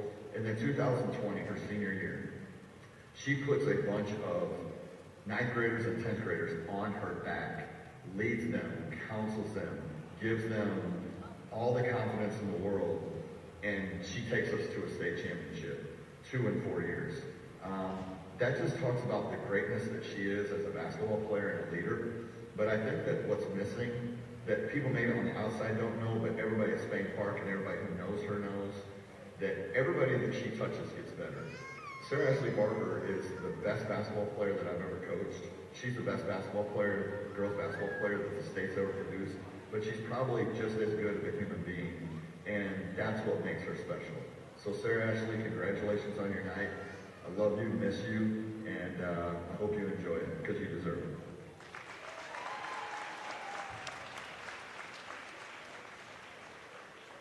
Thank you to Coach Chase for that message. I know he wanted to be here tonight, but they had a game, and unfortunately he couldn't make the trip, but he said he sends his love when I talked to him today. So, and I know that you know that he had an opportunity to see him and have lunch with him over the holidays. So he said that was special to him. It's a privilege to be here tonight to recognize Sarah Ashlee Barker's accomplishments both on and off the court. Of course, we have all seen what she can do on the court, but it's what most people don't get to see off the court that truly separates her, and that's the main reason we're here tonight. In preparation for this evening, I reached out to teammates and friends with one simple question. What was it like to play with SA? Surprisingly, not one single basketball term was mentioned. The top 4 answers were, she's a great friend, an awesome teammate, she has relentless determination, the number 1 answer, she made us better. Every person you came in contact with said, you made me better. I can think of no greater illustration of who she is than the 2020 state championship game, the last game of her high school career. With 2:03 remaining and Spain Park holding a slim lead, SA was whistled for her 5th foul, a call many of us still can't believe. Fouling out for the first time of her sophomore year. As she walked off the court, visibly heartbroken, she didn't make the moment about herself. She didn't complain, she didn't argue, she didn't hang her head. Instead, she turned to her teammates, her sisters, and poured every ounce of energy she had left into them, cheering, encouraging, believing, and inspiring.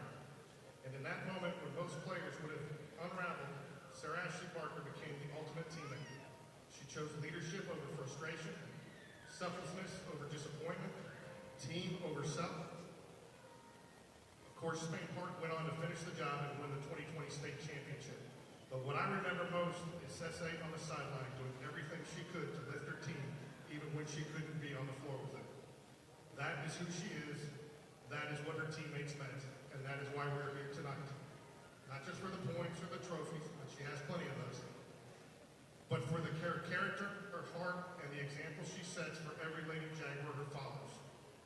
So Sarah Ashlee, on behalf of Coach Hatter, Lady Jaguar basketball, and the entire Jag Nation, we present you with this jersey, which we will hang here at Spain Park as a reminder that we should all strive to make those around us better as you do every day in your life. And in that spirit, each season we will continue to add the names of the Lady Jaguar team captain and the recipient of what it will now be called the Sarah Ashlee Barker Leadership and Commitment to Excellence Award, ensuring that your legacy will continue to inspire future generations of Lady Jaguars. Congratulations.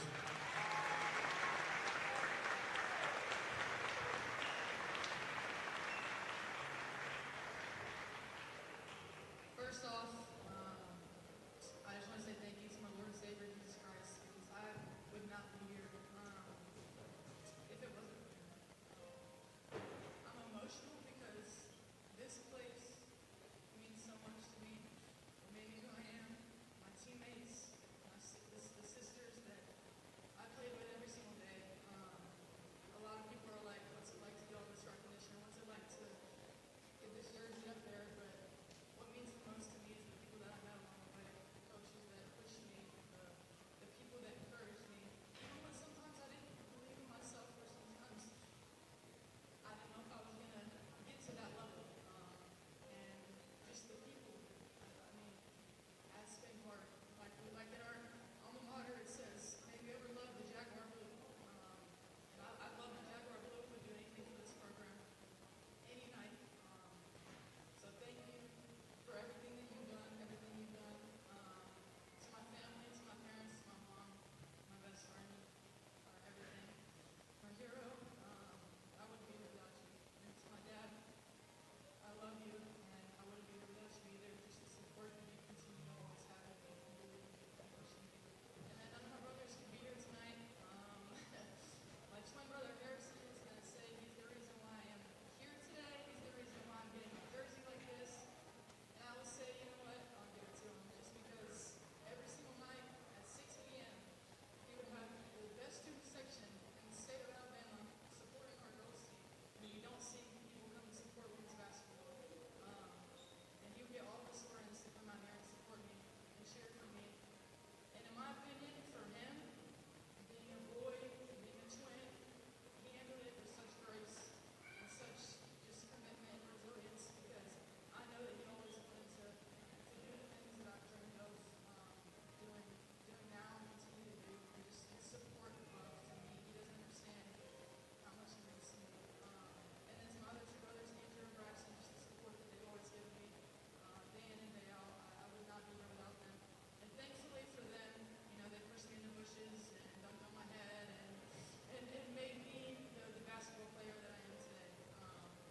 But as tears are still going down my face, like I said, the hard work, the days that I didn't think that I would ever get here, anything's possible with Jesus, and I'm a firm believer in that.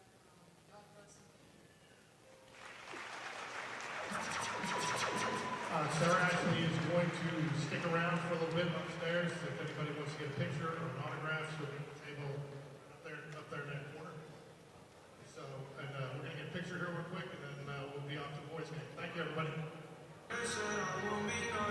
Thanks now one more time for the 2025 WNBA first round draft pick.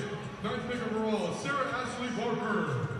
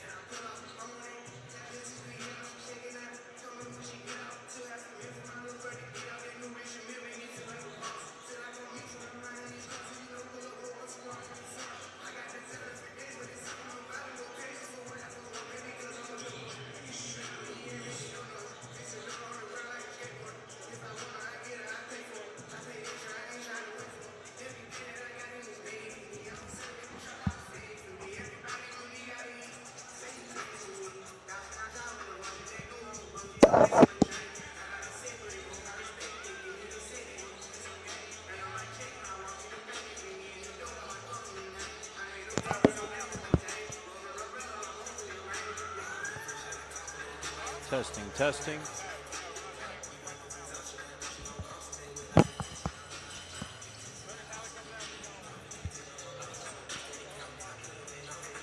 Testing, testing. Testing, testing.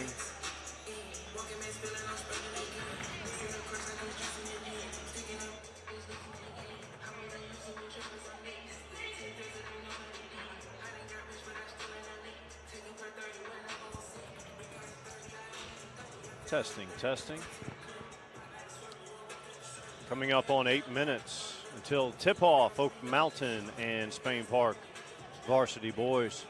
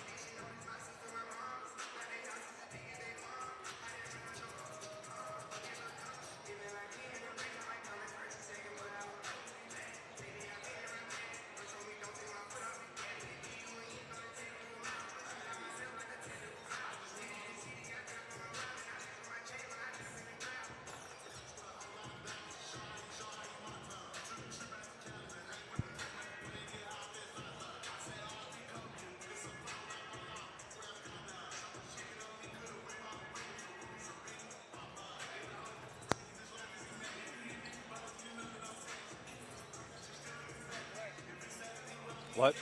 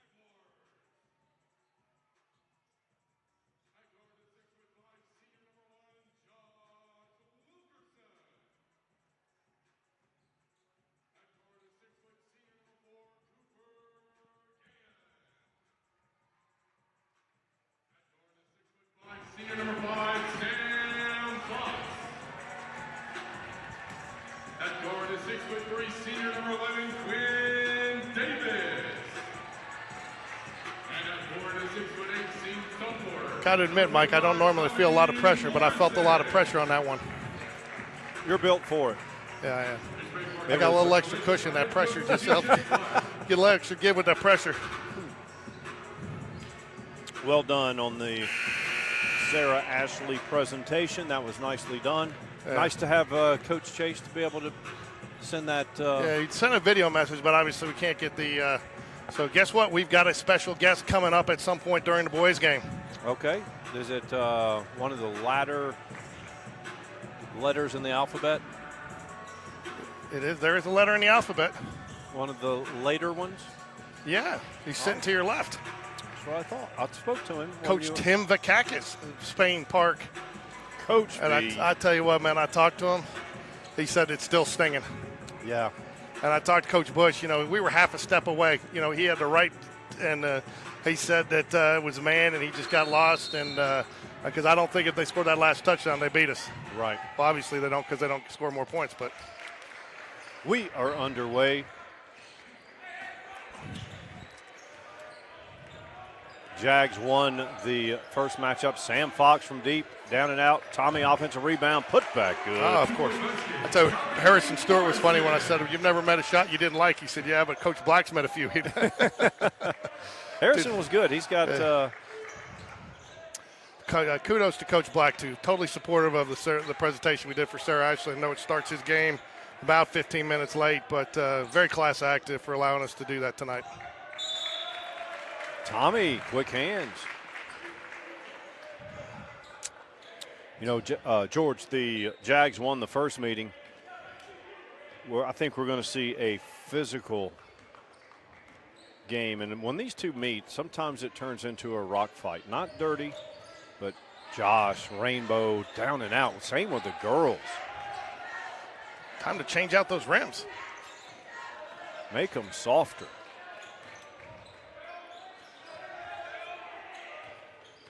This is number 4, Carrington. Number 5, Mills out top. So, Mike, you've had an opportunity, a couple more opportunities than I have to see the boys play. Where are you looking for improvements tonight? I would say on the boards, okay. And I didn't get to see the first game between these two teams, so I don't have anything to compare it to. I'd also like to see, Tommy, Josh, I'd like to see a little more patience at times. Josh, turn around, 17-footer off the back iron. How about you? What do you see that needs the most? I'm going to agree with you on some of that. I want to see them stick to the discipline that they've shown the first, because when you start playing well, sometimes it's easy to get just a little bit looser, And I think them playing in that system and playing with some discipline and some good fundamental basketball, I'd like to see them kind of expand on that today. Well, so far, we think both teams need to protect the basketball.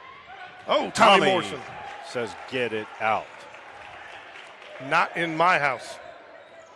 5:50 remains first quarter. Tough day, So, Brock Bradley loses the QB1 moniker today, and then is now known here as Kate Bradley's brother. We were supposed to anoint the new QB1 tonight, Nash Davis. He's out sick with the flu. Yep. His brother Quinn Davis, number 11. But he is officially known as QB1 now, but we will still call him Crash Davis on the baseball field. Tommy Morrison. Rainbow 3, money. Jags go up 5-2-0. Shout out to Jack Reed if he's out watching Jack's done many a broadcast with us. 3-pointer on the way. Yes, sir. Count it. That's number 5, Clay Mills. Inside of 5 to play. Jags up 5-3. Tommy drives left-handed, can't get it to fall.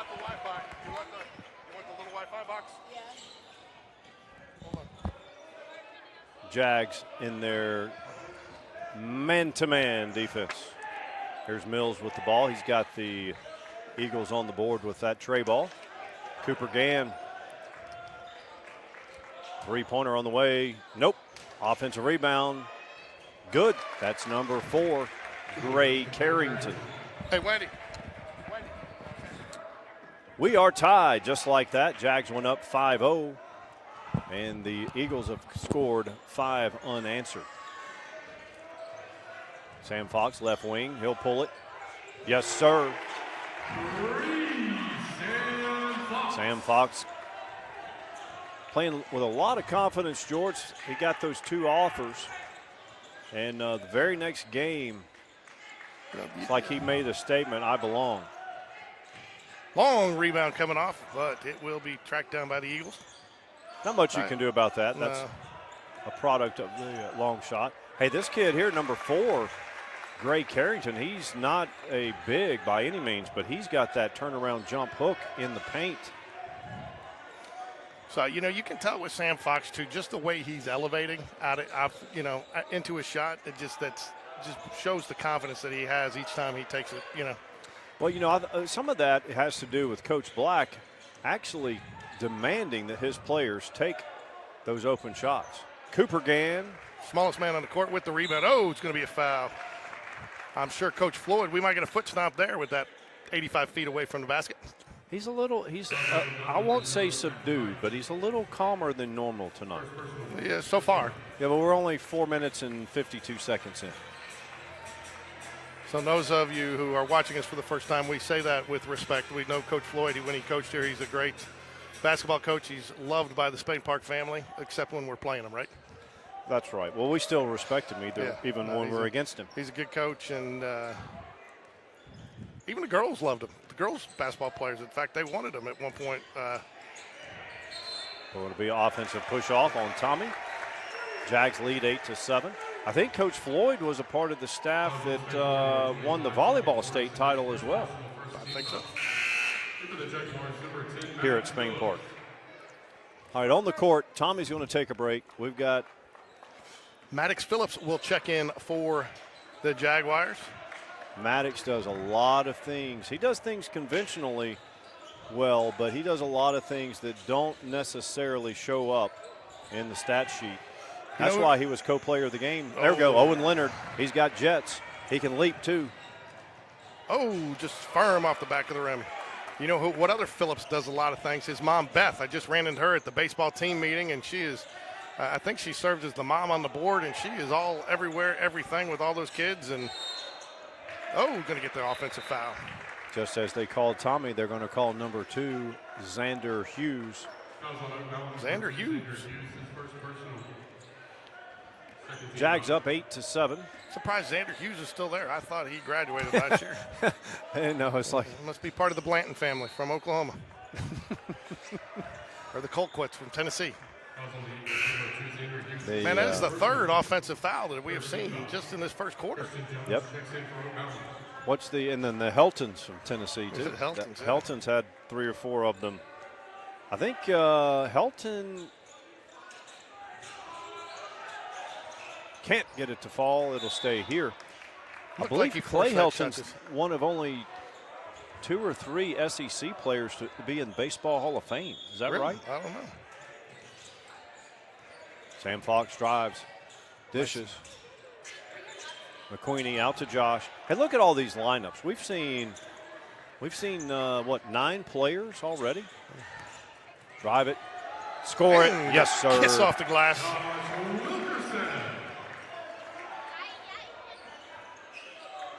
Jags up 10-7.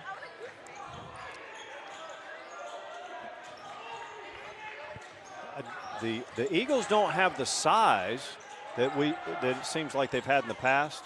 3-pointer no good. Maddox Phillips goes up, gets a hand on it. Hey, I'll tell you one thing. Number 5, Clay Mills. Yeah, I'll tell you too, Maddox Phillips did a nice job getting to the high point on the basketball there. Came down with it, and Mills just got his hand in there to poke it away. Oh, yeah, look at him. Mills is all over the place. I'm telling you, what is he, maybe 5'10"? But he's got some grit. Jags up 10-9. Cooper Gann.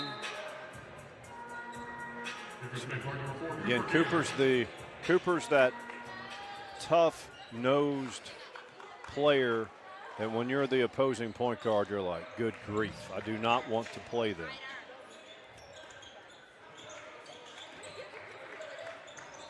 Looks like that might be a good matchup when Cooper, number 4 for the Jags, is on the court with number 5, Clay Mills. Rainbow good. That's number 13, Javon Stone. Just like that, Eagles take a 2-point lead.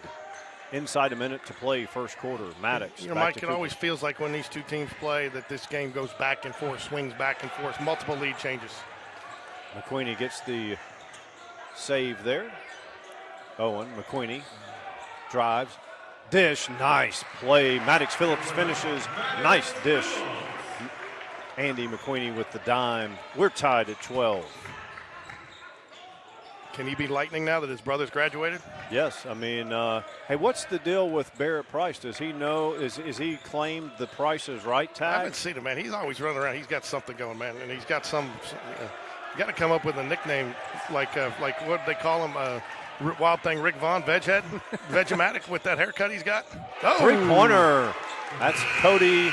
Oh, at the buzzer too. That's a momentum shifter. Yep, Bargenaire.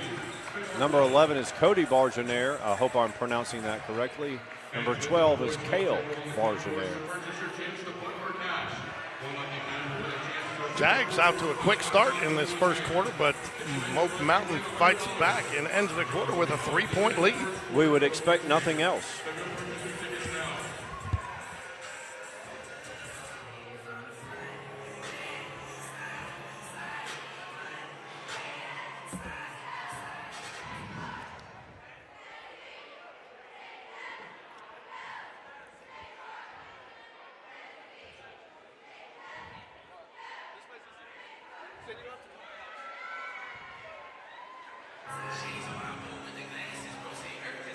Well, as we start the second quarter here, oh, we got a roster?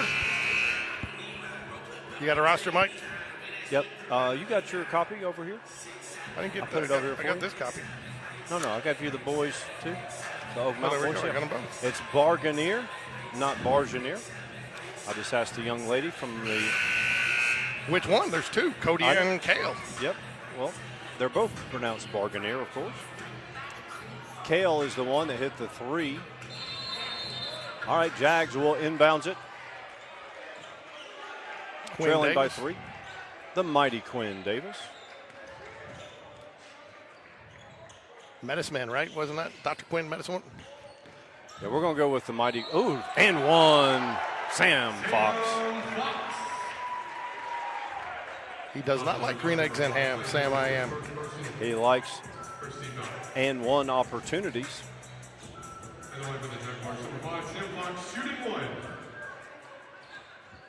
Did I see a new name added to the roster? David Toulis? I think he's been playing some JV. Did he elevate to varsity for this game? Number 30, yes. I don't see him on the bench, though. He may have played JV tonight. Eagles up 1, 15-14, 7:28 remains, second quarter.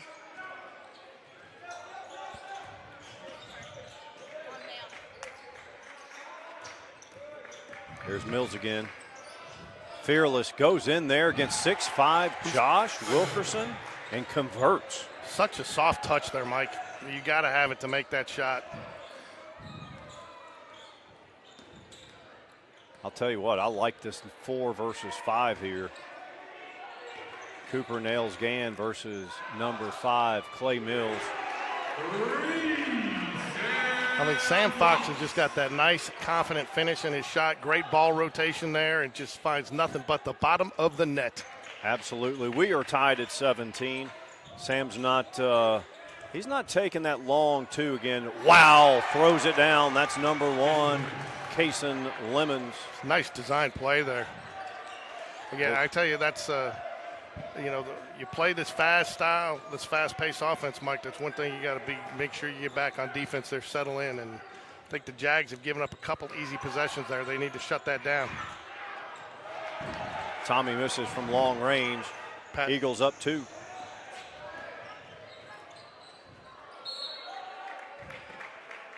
Josh gets the defensive board.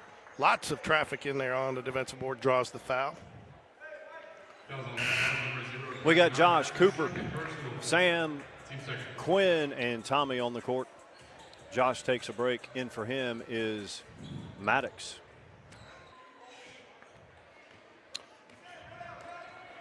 Coming up on 6 minutes to go, second quarter. Sam pulls it again. Quinn Davis gets a hand on it. Maddox gets it. Out to Tommy. Cooper Gann. No good. Maddox, I'm telling you, he's got the knack. He gets rebounds when guys are 6'8" around him. Do you see how he uses his body too when he goes up to kind of create some space there, even with the size that he's got, and he just kind of gets the bottom out a little bit just to create a little space and keep. So it's going to be an over the back if you've got to get that rebound. Yeah, he's got to be 6 feet or under, and he's got deceptive leaping ability. But like you said, he's boxing out Quinn Davis, Tommy. Tommy drives it. Tough call there. Maddox for 3. Yes, sir. Count it. Just like that, Jags are up 1.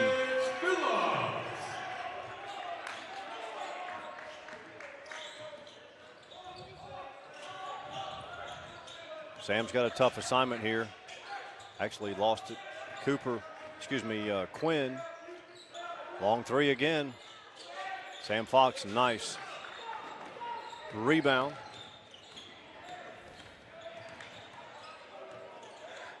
Maddox drives it, elevates, gets it blocked. Not sure he had to take that to the far side of the rim. He might have been better putting that up on the near side, Mike. Yep, in hindsight for sure. Nice dish down low, foul. Number 4, Gray Carrington will go to the stripe. I don't mind that foul there. You got fouls to give, and only one on the board so far. Make him earn those 2 points. You all right? You looking at something? Stream running? Mm-hmm. Should be better than it has been. Got the good Wi-Fi. My family's probably very upset with me because nobody can watch TV. First free throw is good. Gray Carrington knocks it down, tied at 20. 4:55 to go, second quarter.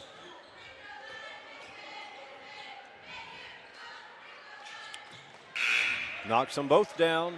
Eagles up 21-20. Number 5, Clay Mills, will take a rest on the Eagle bench. Cooper, Sam, Maddox, Tommy, and Quinn Davis.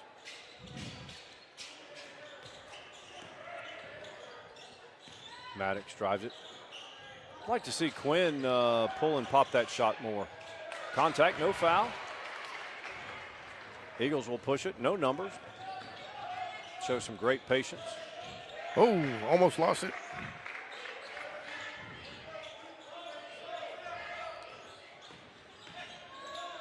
Nice turnaround. No good. Tommy has it. Drives it. And draws the foul.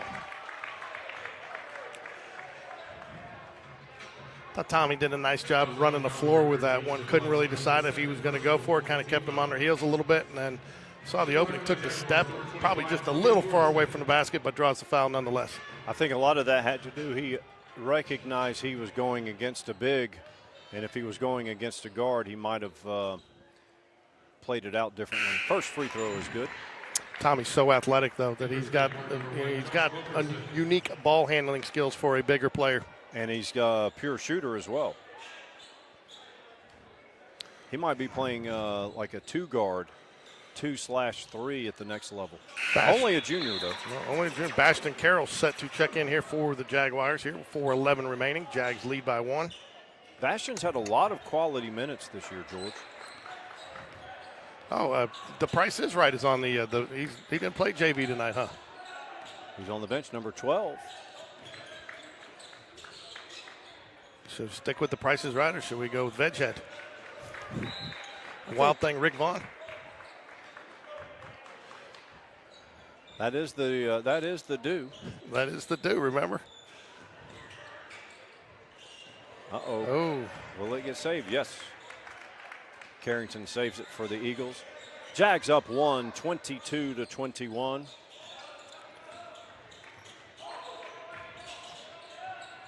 That's Paxton Haley for the Eagles. And Nice backdoor cut. Number 0, Patton Knight finds number 4, Carrington. Back and forth game right now. Eagles have the lead. Cooper Gann draws the foul. Coach Floyd not happy with that call, but I think it was a foul nonetheless. Did a nice job for sticking with it all the way through the finish the shot. That right there, friends, is why weight programs in high school and college basketball is so important. Clay Mills back in the game for the Eagles. Cooper Gann misses off the front iron. Jags up 1, 24-23, 3:18 remains, second quarter. Cooper, great I think on-ball defense. lots of contact there. Ball was clean, got him with the body. Fouls on Spain Park number 4, Cooper Gann. That's his second personal. Owen Leonard, number 3. Come in, give Cooper nails Gann a rest. You know, a lot of times last year, Mike, it felt like the substitutions and the rotations were a little discombobulated. There seems like a lot more flow this year and a lot more rhythm. Good point, I agree. And you don't see without sounding overly critical, there's Mills again. He can do it from the outside, inside. He has no fear. I don't think it was a function of anything, that it's just finding the right combinations and getting a group of guys that were comfortable with each other. Last year, there would be a drop-off, though, when you had multiple subs. Good call on the floor. That'll be shooting 2, though, for the Jaguars, as that looks like it will be the Oak Mountains' 6th team foul. No more 1-and-1. Only 1-and-1 is in men's college basketball.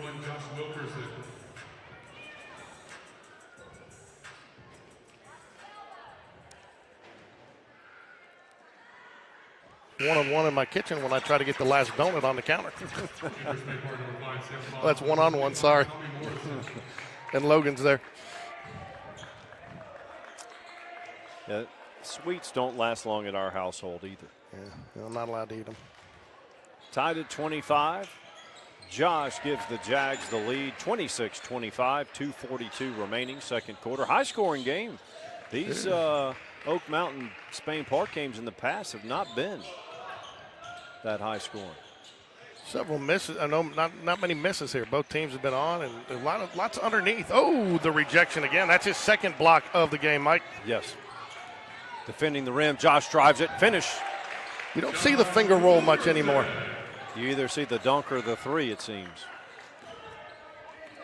Nice touch there, just bringing it in and just laying it over the front of the rim, putting him to bed for the night. Spain Park, man-to-man. I'll tell you, man, Mills, Ooh, crafty. Holy almost smokes. thought he was going to have to take a step there, and I don't know how he didn't, but he got it in. He just did that on 6'7" Tommy Morrison. Cuts the lead to 1. Owen Leonard, number 3, out top. Josh drives baseline. Fade away. No. Oak Mountain has it. Owen Leonard stops the ball. Josh not afraid to take that mid-range jumper. Bastion Carroll gets the board. Coach Black says, wait, let's set it up. Owen, left wing. I'd have liked to seen Tommy stay there on the post. Owen, left-handed 3, short. Did that get tipped? I thought maybe that might, as short as I was, I thought there was an opportunity that had gotten tipped. Yeah, I think it probably was. Owen's not going to miss a shot like that. But nonetheless, Jags 28, Eagles 27, approaching 1 minute to go in the half. Jags are in the bonus. Eagles are not. Backdoor cut again. Hey, I'll tell you, that guy is tough, number 1. With all these backdoor cuts, it feels like we're watching Princeton, man. Yep. Back in the good old days, he made a career off of that backdoor cut offense. He did. Princeton beat UCLA in the big dance. They did it. What, first round? One of the first 15s to beat a 2, wasn't it? Yep. Wasn't the first 15 to beat a 2 was when Arizona went down? Arizona, Coppin State beat South Carolina. I think Coppin State. And that's going to be a foul. You can't go over the top of him like that, young man. But good hustle points. I believe South Carolina lost as a 2 seed. They did. Coppin State. I think they lost 2 years in like a 5-year span as a 2. Yeah, but I think the very first number 2 to beat or 15 to beat a 2 was Steve Nash. Wasn't it Steve Nash's team? UC? Santa Clara? Santa Clara, yes. Over Arizona. I know because I had Arizona, I think, winning it all that year. And my bracket was busted on the first day. Easy to do. They don't call it madness for nothing. All right, Eagles will hold it for 1. They lead by 1, 29-28.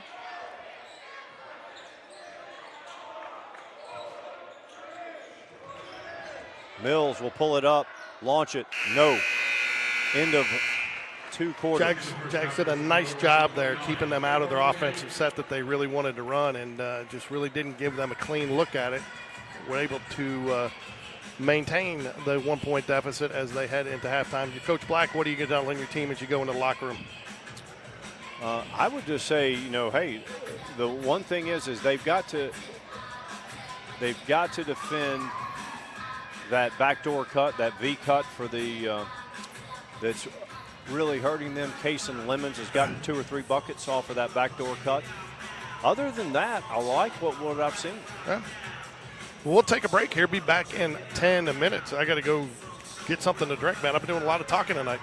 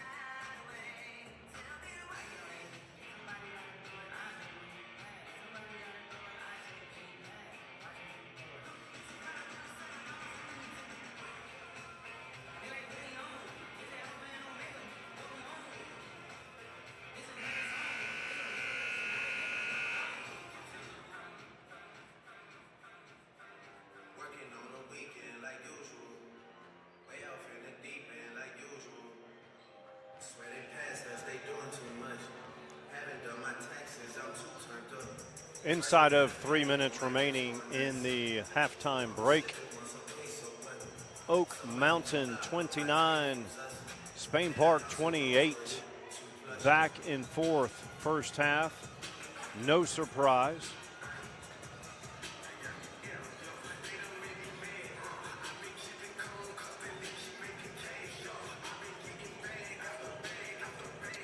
Jags went either 9 or 10 deep in that first half.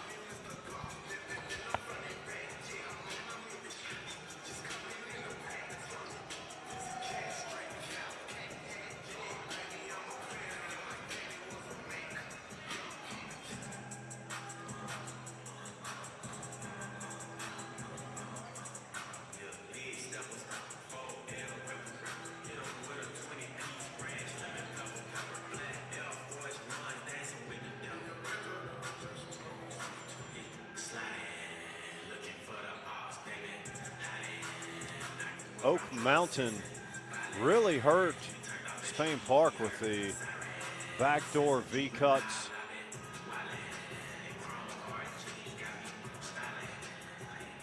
We'll see what adjustments the Jags make in this second half.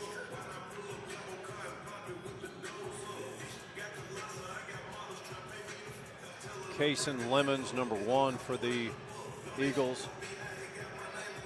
Did some damage there.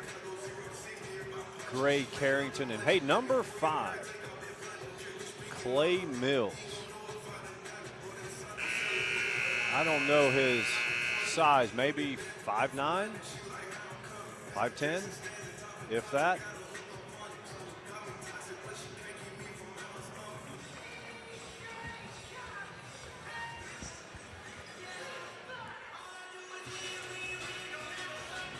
All right, Mike, back at it. Unfortunately, no putts made at halftime, so no victories, which is probably good because I think that money goes to the fundraiser for the Spain Park golf team. Okay, good.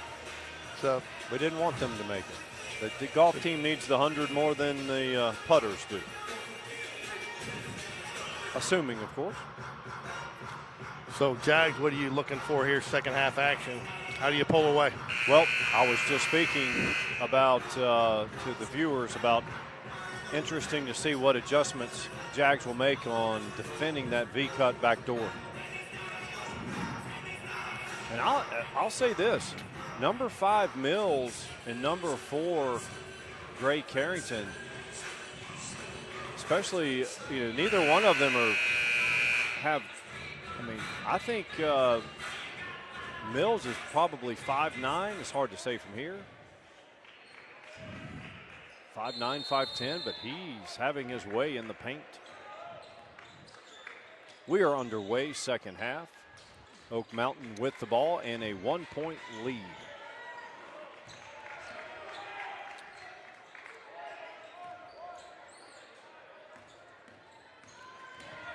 There he is. Off the window. Not only off the window, but high off the window, man. He has got so many different shots. It's almost impossible to defend him. No, it's problematic when he gets in the lane, and even when Tommy or Josh or Quinn Davis, attaboy. The mighty Quinn. We're tied. You ain't seen nothing like the mighty Quinn. I think that's how the song goes. Quinner, winner, chicken dinner. That too. Inside, nice backdoor again. This time it wasn't from the wing, it was from the seam. Are they running the back door that well, Mike, or the Jags just doing a poor job defending it? Well, here's the thing. What Oak Mountain's doing is taking advantage of Spain Park's aggressive man-to-man. Tommy backs down. Quinn Davis. Oh, thought he should have popped that. I think he thought the defender was going to close on him a little quicker there, and they decided to pull it down. And then as he started his drive to go past him, he was sitting back in coverage there. Josh step back. Tommy 4-3. Yes. Nice. Bottom. Should be no surprise, George. Back and forth. Tough game. Nice drive. That's Gray Carrington having himself a game. Gets the bucket. So we'll be back tomorrow night for some girls action. If you're up for it, buddy, I am. Yep, let's do it. Nice little crowd here. Got some students. Thought it was nice what Sarah Ashlee said, and I do remember that her brother was a stalwart getting the student section filled for girls basketball. And that's important. We have two very good teams. We need the student section to be well represented. Josh fakes it, step back. Holy smokes, showing some range. Number one, Kaysen Lemon says, are you kidding me? That one would have made Harrison Stewart proud. Jags retake the lead, 37-36, 5:40 remaining, third quarter. See how Spain Park is extending out? Look at that. Backdoor cut again. Hey, look, that's just good offense in this. Well, you know, and Coach Floyd loves a lot of motion in his sets, and I think, you know, and the more motion you got, the more aggressive defense the team's playing, you got the opportunity to get somebody open there. Oh, just tipped away, but into the hands of the Eagles. Javon Stone out there for the Jaguars on the block.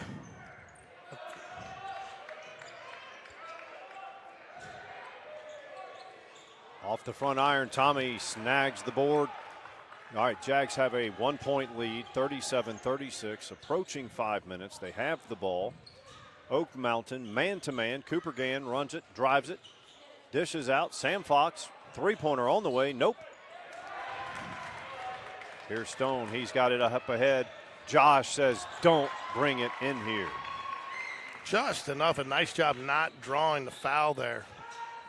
Did enough just to distract him and alter the shot to get the deflection and keep the ball from going in. Quinn can't get it to go from behind the arc. I didn't see a travel there, Mike. Did you? I did not. Oak Mountain fans think the officials missed one there. I didn't see it. Here we go again. Another back door. Mills. Stone, long arching three, says yes, sir. And he puts up the fingers. 3 fingers. Eagles 39, Jags 37. We're coming up on 4 minutes to play, third quarter. Why would we expect anything but this? These schools are about 1.5 miles apart. Bitter rivals when they were in the same area, and that rivalry, you still feel senses of it, even though this game doesn't have any implications for advancing into the postseason. It doesn't, but it's a good measuring stick for both teams. It is. And you know, with the Jags taking the win at Oak Mountain a short time ago, you got to know that that Oak Mountain was going to be prepared tonight. Contact.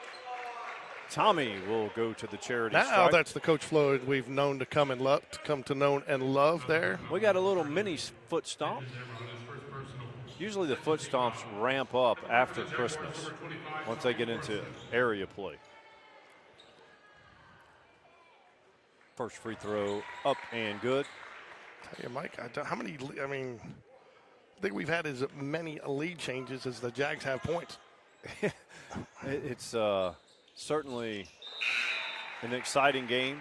Now we are tied. 3:51 remains, third quarter. Tommy will take a break. McQueenie back in the game. You got Josh, Cooper, Andy, Bastion, and Maddox.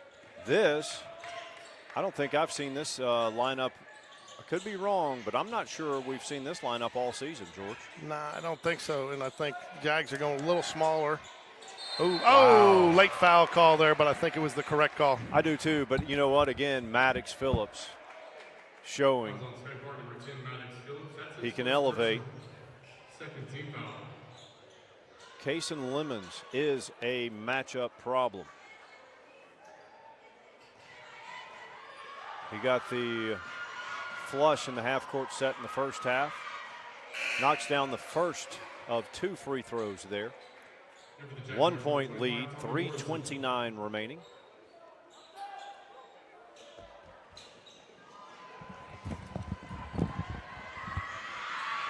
I think that was kind of like that foul we talked about earlier, Mike. A lot of ball, but a lot of body down below. Yeah, Maddox Phillips again showing he can elevate. Lemon's a little too much size for him. I think what made it a little questionable was just that it was a late call, a late whistle. You know, I think the official tried to let it go as long as he could because it was such a good play. And I don't mind that. I don't mind when the official waits to see if a basket goes in on a marginal contact. Oh, just telegraphed that pass. He was sitting there just sitting on it. Tommy Morrison. Sorry, go ahead. Tommy gets the rebound. He got a little hit on the noggin there. No blood, no foul. Bastion will run the point. I'll tell you, Eagles on-ball defense is solid. Left-hander, good. Bastion says, give me a free throw.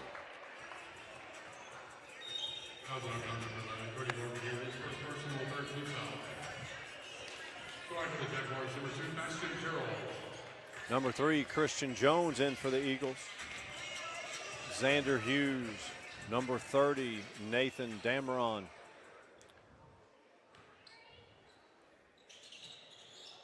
Miss it, Tommy put back, good. You think in a game like this, Mike, that the size differential, you're hurting a little bit not having a Nash Davis with his size here tonight and his athleticism? Yeah, anytime you lose a player, Nash has started a game. He's gotten some critical minutes. And he's another one of those guys that can play outside. He can play with size inside. You know, he just gives you extra body that you can, you know. And there's both teams seem to be matched up pretty well size-wise here.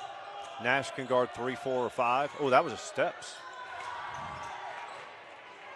Andy with the rebound. Josh left side. He'll push it ahead. Tommy Morrison, not a full block there, but got enough of, and the 3. Josh says, give me the ball. Just like that, George, it is a 5-point lead.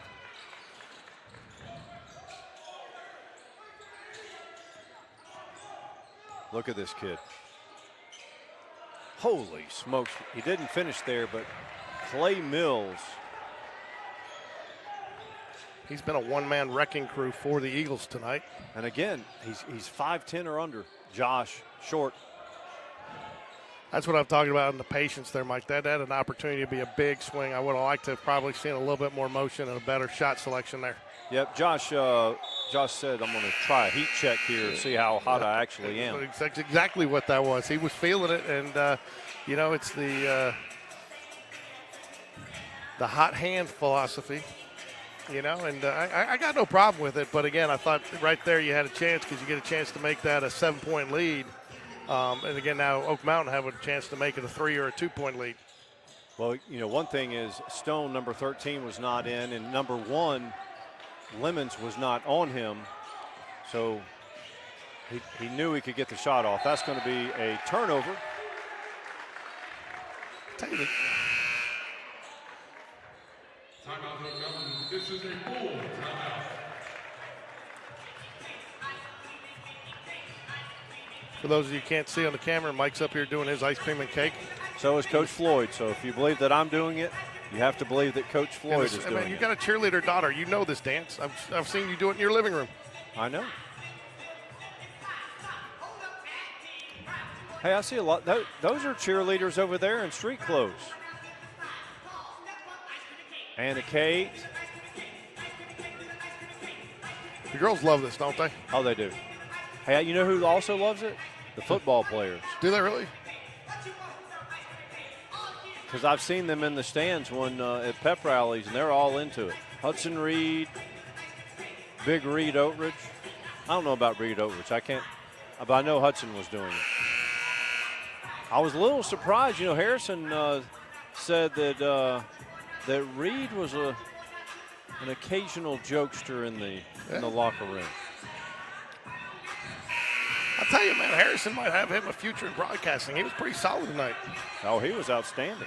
And you know, the funny thing is when I asked Coach Black, I said, hey, can I borrow Harrison for the girls' game? He goes, well, he's a pretty shy, his words, he said, he's a pretty shy kid. You can ask him.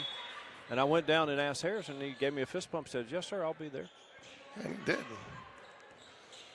All right, Jags chance to extend the lead here. 1:04 remaining third quarter. Andy, Sam, Josh, Maddox, and Bastion. All right, look at this, George. We got 4 to score. Oak Mountain's in a 2-3. Mixing it up. Andy from deep. Holy smokes, left-handed three. And that's what I've been looking to see, Mike, the patience from the Jaguars to work for that good shot. And that is exactly what happened. Here we go, Mills. Pushes it ahead, Josh. He'll finish just like that. It is a 10-point deficit. Great job by Josh. They're not trying to do too much with that basketball, Mike, and, try to thunder it home. Right. He didn't go for the flush. He had a chance to be contested there. He was in a little bit of traffic, just did a nice job of laying it off the glass and taking the for sure two. That was a good foul to give. And, Mike, just like that, it's the opposite. Last year, how many times did we see the Jags in a quick, and you look up, and a minute later they were down by 10. You look up a minute tonight, the Jags are up by 10. Largest lead of the night for either team. Right. And only moments ago we were looking at Oak Mountain had a lead. Push off there, no call. Quinn Davis on Stone, another turnover. I tell you, the Jags, this relentless man defense that they have been playing here, especially in the second half, has Oak Mountain out of sorts to some extent. I have to be honest, I can't tell what the Jags have done. They're still being aggressive on the ball on their man-to-man. McQueenie, long three, off the glass. Good. They're doing a nice job. They're doing a nice job covering, but I think the thing that they're really doing nice is on their switches. Well, I don't know what adjustments they've made to minimize the backdoor cut. I think a lot of it has to do with, you see Coach Black here. We've seen two lineups that I don't recall seeing all season. Okay, 5 guards. Well, 4 guards and a big. They have gone with a little smaller lineup in the second half, I think, to combat the little smaller lineup of Oak Mountain. And I think Oak Mountain was taking advantage of a speed differential there with some of the bigger players for the Jaguars. Do you think Coach Floyd's going to go back big here? Because you look, his number 13 Stone and number 1 Lemons, they're not a liability athletically.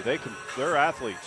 And they can handle the ball. Do you think he might go with a bigger lineup, bring 13 and 1 in, and maybe go down to the block to those players? I don't know that there's much of an answer right now for the way the Jaguars are playing. They're defending the perimeter, but I think the other differential, Mike, has been that the Jags have protected shots around the rim. I mean, they have altered several shots, and that's been the difference. The Oak Mountain has gotten there several times. They just haven't been able to convert because the Jags are staying at home, and they're getting elevating without the foul and altering the shot. And then minimizing the second chance points. All right, so we've got Quinn, Tommy, Cooper, Josh, and Sam. Multiple different lineups tonight. I wouldn't be surprised if you maybe see a little pressure coming out of Oak Mountain here in the fourth quarter. They've got to do something, maybe create some turnovers to get back in. It's the way the Jags are shooting. I don't think you can count on misses. Yep, they're out of that 2-3 zone, back to man-to-man. Sam Fox pulls it up, shoots it, scores it. Count it just like that.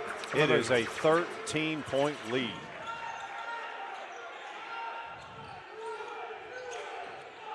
See there, nice job there, Quinn Davis and Josh switching. There's another backdoor. Man, that is a tough offense to defend.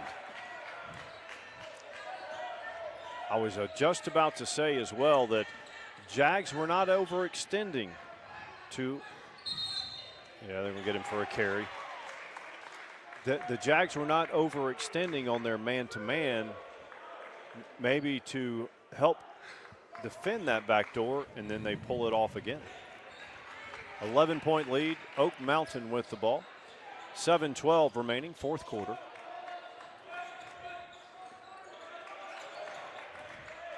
Long three, yes, just like that.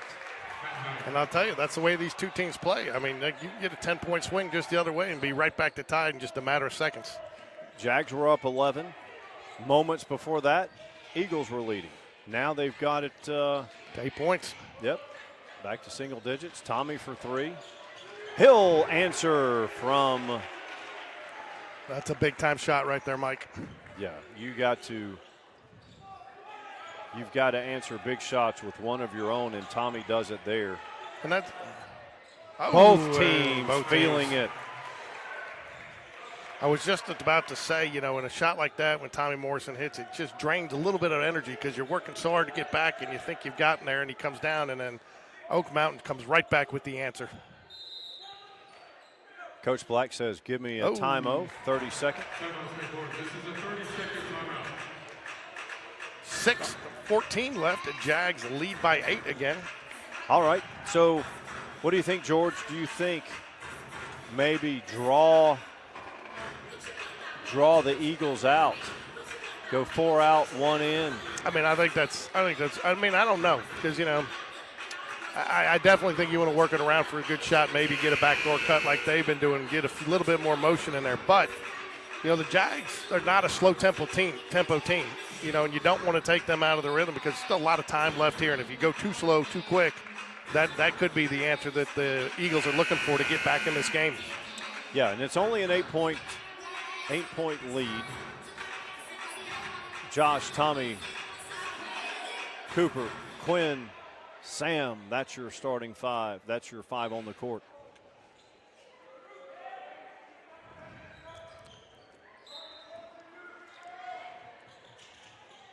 Cooper gets it into Sam. Sam's up top.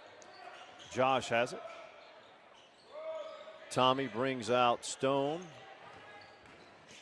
Josh, spin, turn around. Yes, the rim was kind. Good touch. Did a nice job squaring up his shoulders there, Mike, and elevating and shooting at the high point. No harm, no foul there, right? Is that first team foul or second? I think that's going to be the second unless he got it in there. No, it is the first. You get official on the clock, got it in there quickly. Cooper Gann will check out. Clay Mills is a matchup problem. Oh, he gets some for the travel. I did not see that, but. Yeah, I think he took a step there as he got, I think he started to go and he ran into the body and he did not get the ball down to the floor as quick as he needed to. Jags up 10 with the ball, 5:45 remaining, fourth quarter. I think the contact was initiated by the offensive player, kind of caused that travel. Sam misses the three. Can't gather the offensive board. Eagles push it up with pace. Three-pointer on the way, short. Three-pointer back again. This time it's string music.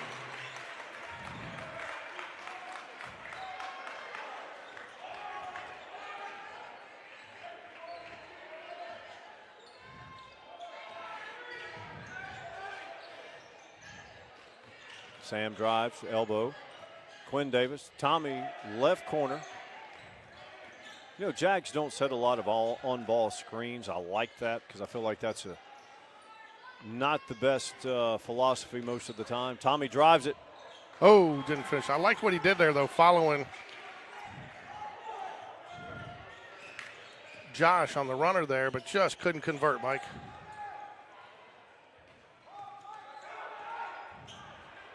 Three-pointer on the way. Nope. Josh gathers the board. All right, now we're at 4:30. I think Sam passed it to himself there. Is that allowed? That play it was. Quinn Davis down to Sam, short corner. Got a mismatch, but hey, I'll tell you what, 5 showing he can play in the paint. Offensively and defensively. No, not afraid to drive it. Oh, nice call by the official there. Definitely had ball. Coach Floyd is, oh, wait a minute. We're going to have an overruled. Yep.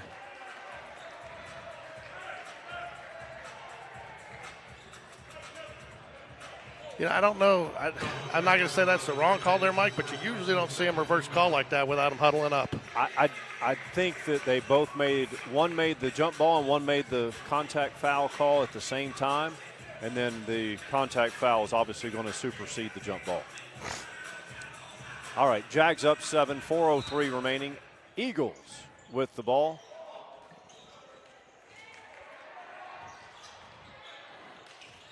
Andy McQueenie, nice grab of the rebound there.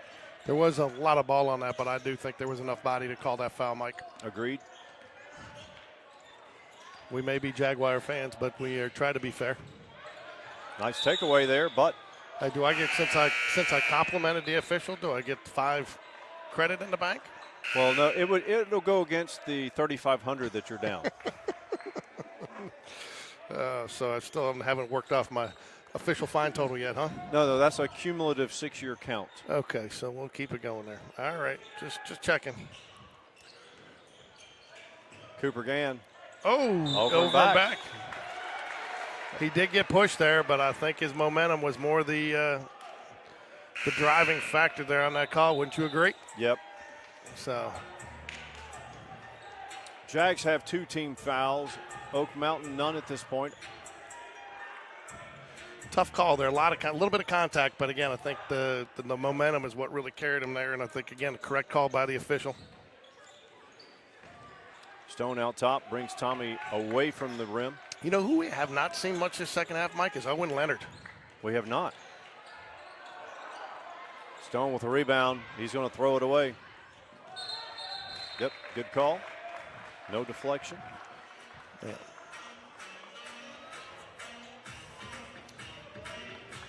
No, I think Owen can absolutely leap out of the gym, but he's only 5'8", 5'9", and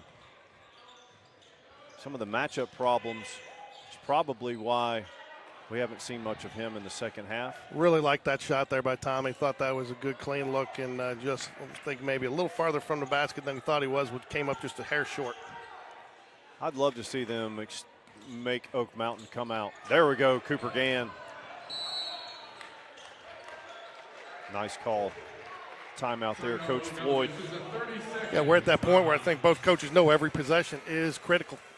7-point lead. What? We got sandstorming.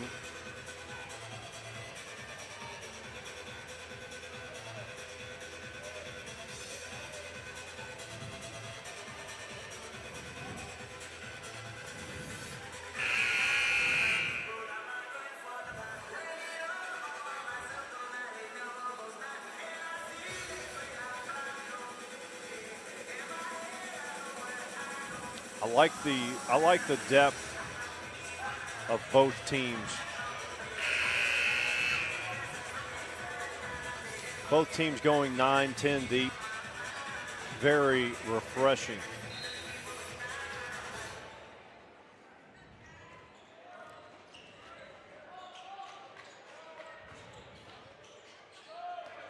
He has no fear down there. Look at him. Holy. He just went up against 6'7" and 6'5", split the defenders, scored it. That is number 5, Clay Mills. Feels right at home in the land of trees down in the paint. Jags up 5, I think. George, I believe we're going to see. This is a full timeout. I believe we're going to see Spain Park spread it. 4 to score. 4 to score, not Dean Smith, 4 corners. 4 to score and get an at the rim.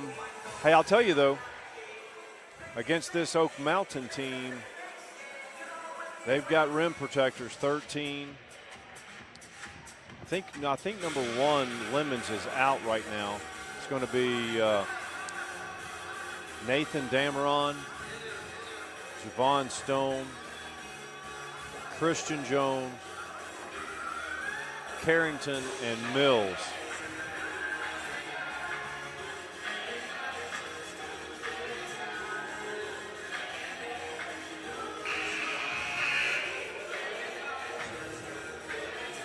Mike, are you the party rocker in the house tonight? I will be asleep within 12 minutes of resting my head. I've been up since 1:30 a.m. Yeah, I will be too. And I've got a 4:30 meeting in the morning. Oh, fun. Congrats. Thank you.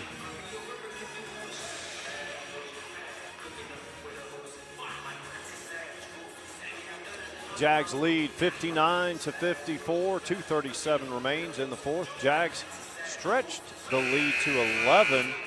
Oak Mountain cut into that quickly.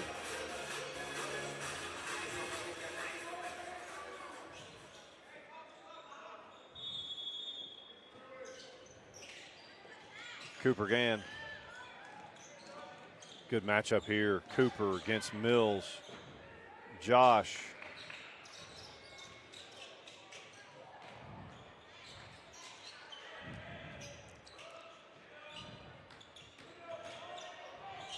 Long cross-court pass there. Yeah, I think they are going to be content to work this ball around. How long do you try to take off the clock? Are you looking for the for sure shot? I'm looking for at the rim too. They don't have any fouls. Well, Josh says, how about this, Mr. Mike? I'll just drain a three right in the opponent's eyeball. Sam Wright did that to you? I think it was to me. I said, I don't like that shot, Drano. Leads back. 2-8. Mills step back three. Nope. Can't get it to go. Offensive rebound. Those are huge. Oh. The mighty Quinn.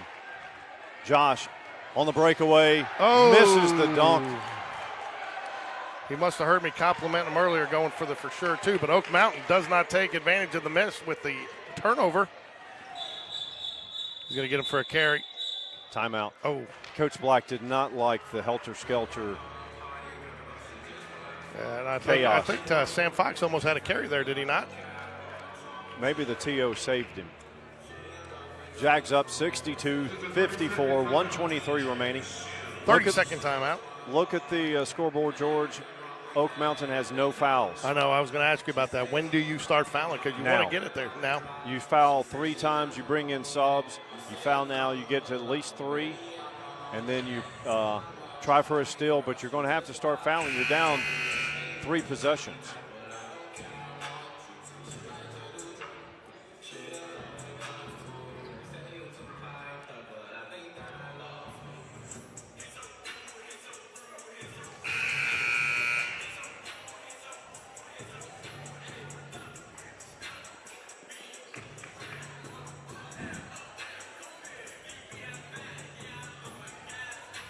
Cooper, Quinn, Sam, Josh, Tommy. We've seen a lot of lineups tonight.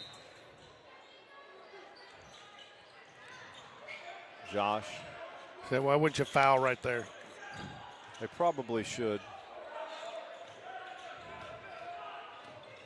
I mean, they're playing aggressive, so I guess if you get the foul call, you're fine with it there. You're trying for the steal. Lots of time coming off the clock there. There's your one first of them. Team foul number 1. They've got to get 1:05 remaining, so you got to get in a position to where, see Coach Floyd bringing in subs to get some fouls.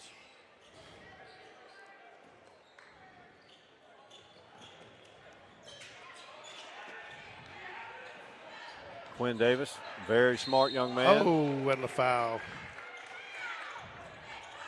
Coach Floyd does not agree with the call, but I think there was a lot of arm on that, Mike.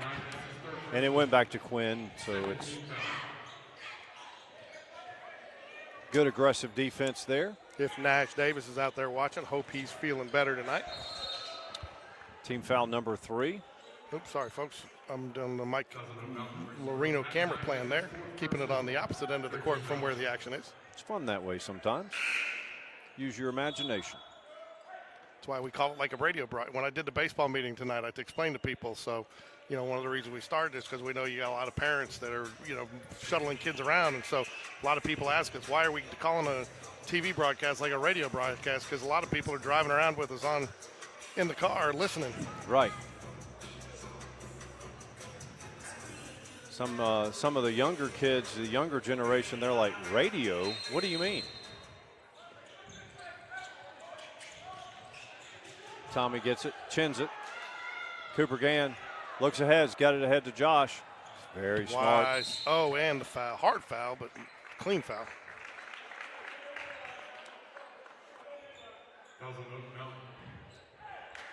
This is optimal game theory by Coach Black.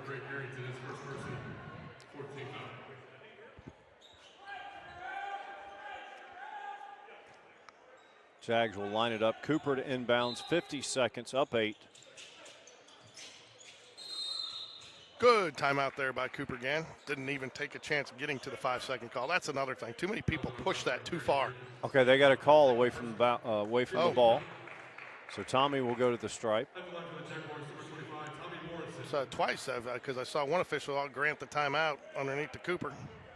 Well, that works out well for Oak Mountain because no time went off the clock. They were going to foul on the inbounds unless they got a turnover anyway. Free throw is good. All right, so now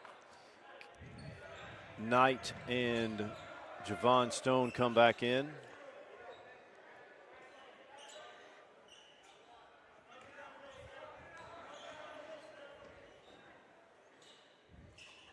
Lead is back to 10. Little token pressure here just to help run some clock off. Yeah, I like that call. I think far too often, and you see teams just let them roll it up, bring it, and get that extra time. And that'll send Quinn Davis to the line to extend the lead here, 38. I think the issue is no longer in doubt, Mike. 10-point lead, 38 seconds remain. The mighty Quinn Davis can push it out to 12. 3:30 remaining in the second half. Alabama leads Clemson 81-78. 11.5-point favorites, much closer than the experts predicted. Nice to see Alabama head women's basketball coach Christy Curry in the Spain Park House tonight. Yep. She's very nice. Gave me her card. Told me if there's anything we could ever do for her to give her a call. Quinn she could do for us, actually. No, we could do for her. Yeah. Quinn misses free throws, but he gets the rebound. That's a dagger killer right there. Yeah, it's all but over now. 31 seconds remain. Jags up 10. Sam Fox at the charity stripe. Sam, I do not like green eggs and ham. I'll tell you what, it's tough to beat a good team back to back, and the Jags have done it here tonight. Yeah, I'll tell you too. You just wonder too how much. Clay Mills, solid evening for the Eagles, but had to really expend a lot of energy in that first half. Yeah, and it was back and forth till really late in the game. Even when the Jags pushed it out to 11 at one point, Oak Mountain dropped it back down to a 5-point game.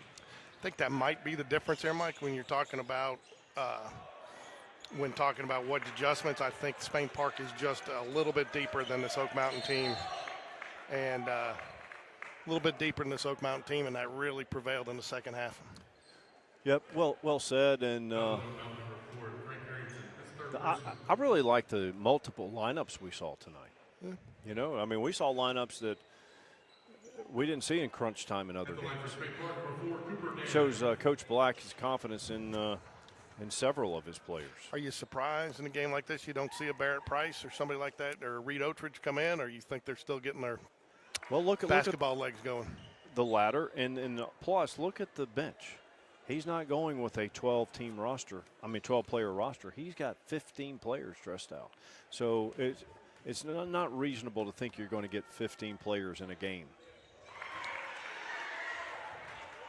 No, I'm not very reasonable sometimes. Nor am I. 12 seconds left on the clock here. Tipped away. That should be off the mark.